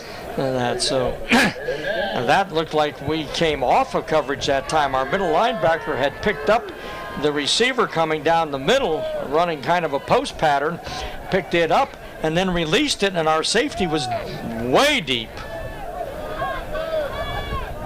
It'll be 3rd and 3, ball at the 23. Handoff to Goins. Goins stopped short of the first down marker. It's going to be a 4th down. 4th and 1, and this, of course, is going to be Tomcats' first down conversion territory. See if they can convert on 4th and inches. They've went on 4th down a lot today. I don't recall. They're going to take the shotgun snap. I don't recall them ever being under the center at all today. Do you? No, actually. Fake handoff. Once again, Smith, he gets the edge and a first down. Once again, we nibble nose inside. Just sit, maintain leverage. We've certainly seen that on film numerous times all week long in preparation for this game. Yeah, he's out there. He's linebacker. 2:57 left in play. And that was the first 4th down conversion of the day. They were 0 for 3 previously. And that shows just how desperate Thiel has been today. When you need to go for it on 4 downs, that is the tail of the tape as Goins breaks a couple tackles. It takes the entire D to take him down. Goins kept his legs churning. Puts him now at the 7-yard line with 2:21 left to play. And it's really interesting because Thiel right now, you're losing 49-0. You're going to fall to 0-7. Westminster will move to 4-3. But this is a pride moment for Thiel, but also a big moment for the backups of the Westminster D to step up and see what they can do in a situation like this. It's a training moment for both teams for sure. Absolutely. Absolutely. Smith fakes the handoff again, goes outside, tries to dive for the pylon. Touchdown. So Thiel gets their first score of the game with 1:47 left. Same play that fooled Westminster before, the design running out. As we take a look at that again. And once again, our end sucks inside on the fake instead of just planting himself, his left foot up, his right foot back, and maintaining leverage. And checking out the replay again, that was interesting because his foot, I believe, stepped out before he went into his lunge, but it's neither here nor there. Touch or extra point is good. 49-7. Westminster will get the ball back with 1:47 again left to play. Moving on to W&J, that is going to be a very, very tough matchup. W&J ranked 11th in the country. Look down here on this. Coach Benzel has his defensive coming off the field right now, talking to them because he's not happy with the way we gave up the edge so much. And they ran the same play successfully. Gee whiz, Tyler, you have to recognize things and you know, okay, they run successfully one play, but then learn from that and maintain your position. You have responsibility, and you know, not being, I'm trying not to be ridiculous, but I'm a little bit disappointed with the way we allowed Thiel to move down the field pretty much at will, just making a couple plays. Now, do we see an onside kick here? Only reason is practice. What you just mentioned, this is a rehearsal for maybe the future. And no, he's going to boot it away. Okay, well, that's... Ball fielded at about the 14-yard line. Taken down at the 32. That is Ian Valente, now the return man for Westminster. Pennsylvania needs qualified sports officials for all scholastic sports. Without officials, we'd all have a lot less to cheer about. Make the call. Go to highschoolofficials.com to learn more and begin the application process. Take a look at Connor Cox on the sideline. He's had a tremendous day. When he was in the game, he pretty much caught every ball that came in the vicinity of him. Yeah, both he and Bryson Paulinelli, not taking anything away from the rest of our core of receivers, are very good. And credit to Coach Mike Box, who works with those receivers every day at length. Good training, good work, and for our next 3 ball games, it's going to be crucial. Konechka, of course, still in at quarterback. Isaiah Canton in on the previous run. 1:13 left to play. We're just letting that play clock run down quite a way before we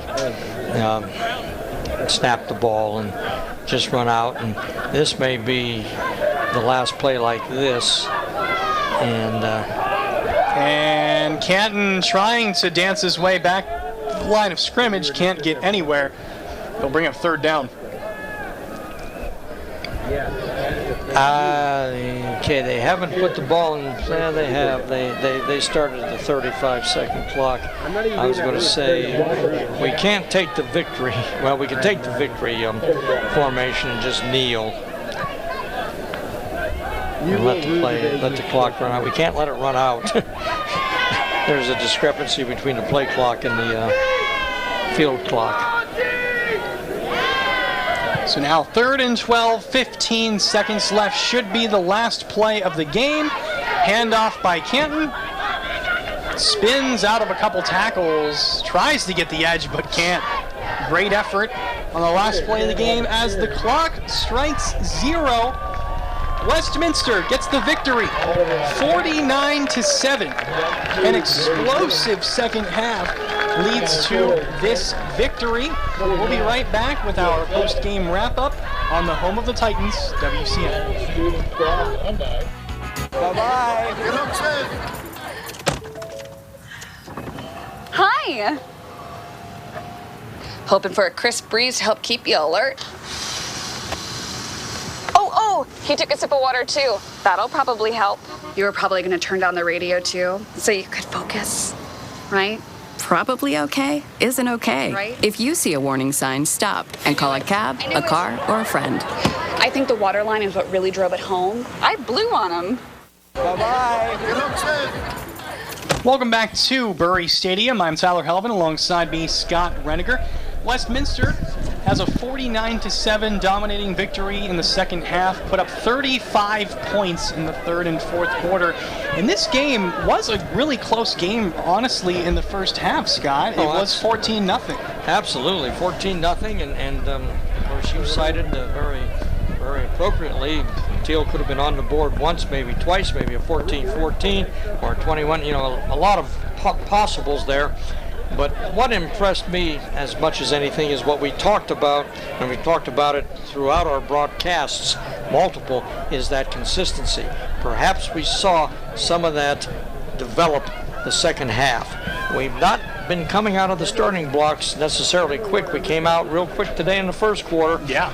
Then kind of a lull through the last part of the first quarter, the entire second quarter, with some missed opportunities. But then this half, the third quarter, they came out and they played.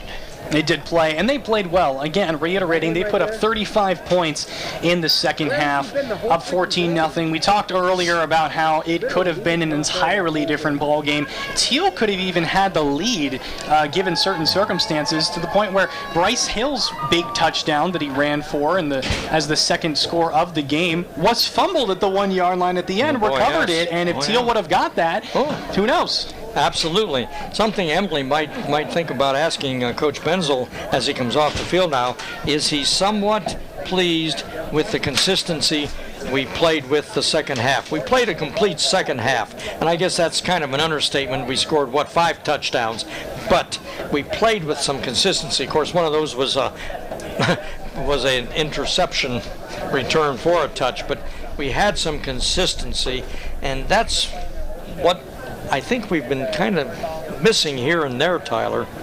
Yeah, as we look at the statistics for today's game, Westminster had 21 first downs, Thiel had 13, and Thiel actually ran the ball a lot more than Westminster. Watkins got going late, 143 rushing yards.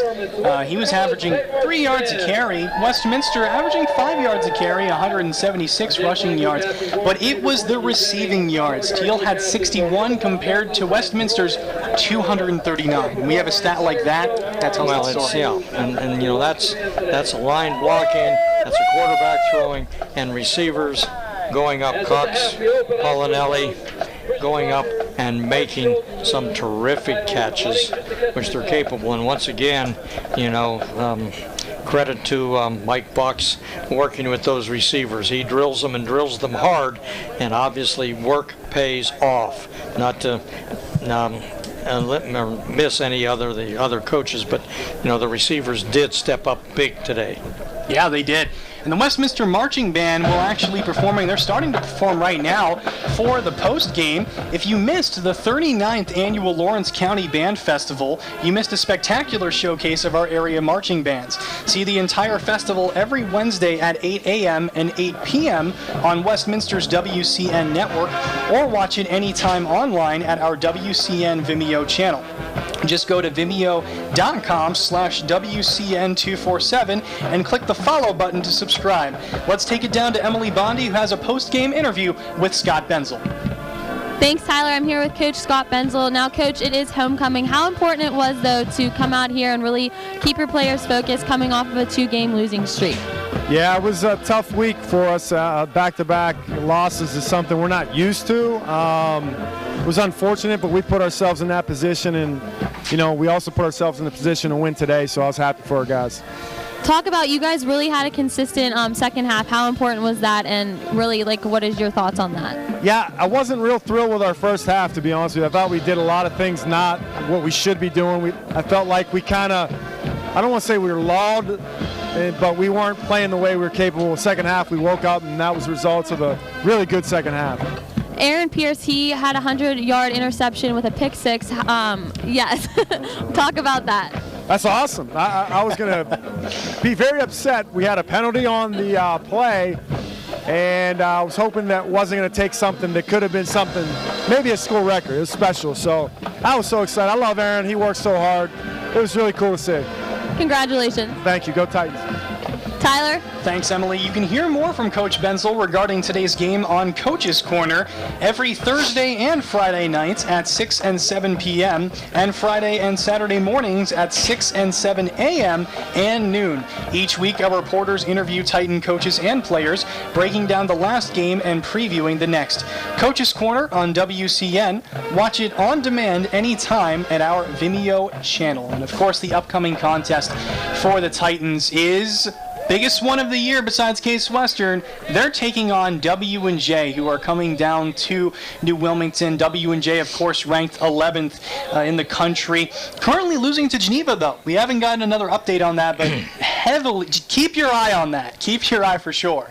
I'll keep an eye on it, Tyler, but I'm not going to go to the betting parlor with it at all. W&J is the real thing. Now, on the other side of that coin, I think today's performance, especially second half, couldn't agree more with Benz than this. You know, his evaluation of the first half, what we've said several times now, not to be repetitive, but quick out of the starting blocks, but then kind of that lull. Maybe we got that out of it. Maybe, hopefully we grew today. You made that observation. Hopefully we grew today and grew significantly. And that's what it's going to take. 3 games left. 3 games left. We're 4-3. Are we going to go 7-3? Are we going to go whatever?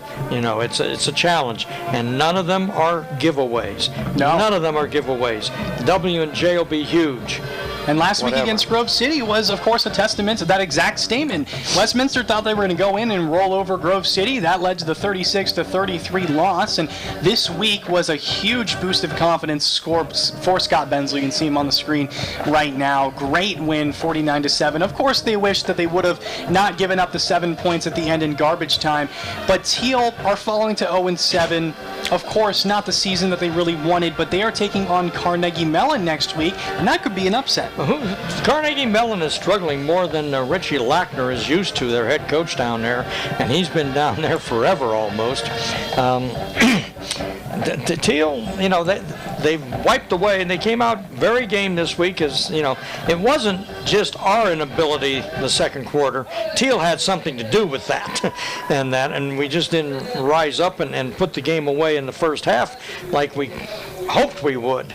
Once again, and the coaches are very acutely aware of this consistency, maintain. And something I think next week, you talked about it early in the game, about Thiel exhibiting that time of possession.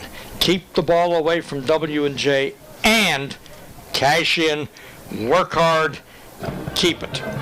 That should be an interesting game. Unfortunately, I am not going to be here to call that game with you. I'm going to be in Houston for the BEA conference, as we said earlier. But the final score of today's game, Titans 49, Tomcats 7. This broadcast was brought to you by the Broadcasting and Media Production Program at Westminster College, providing real-world experience in today's media for tomorrow's producers.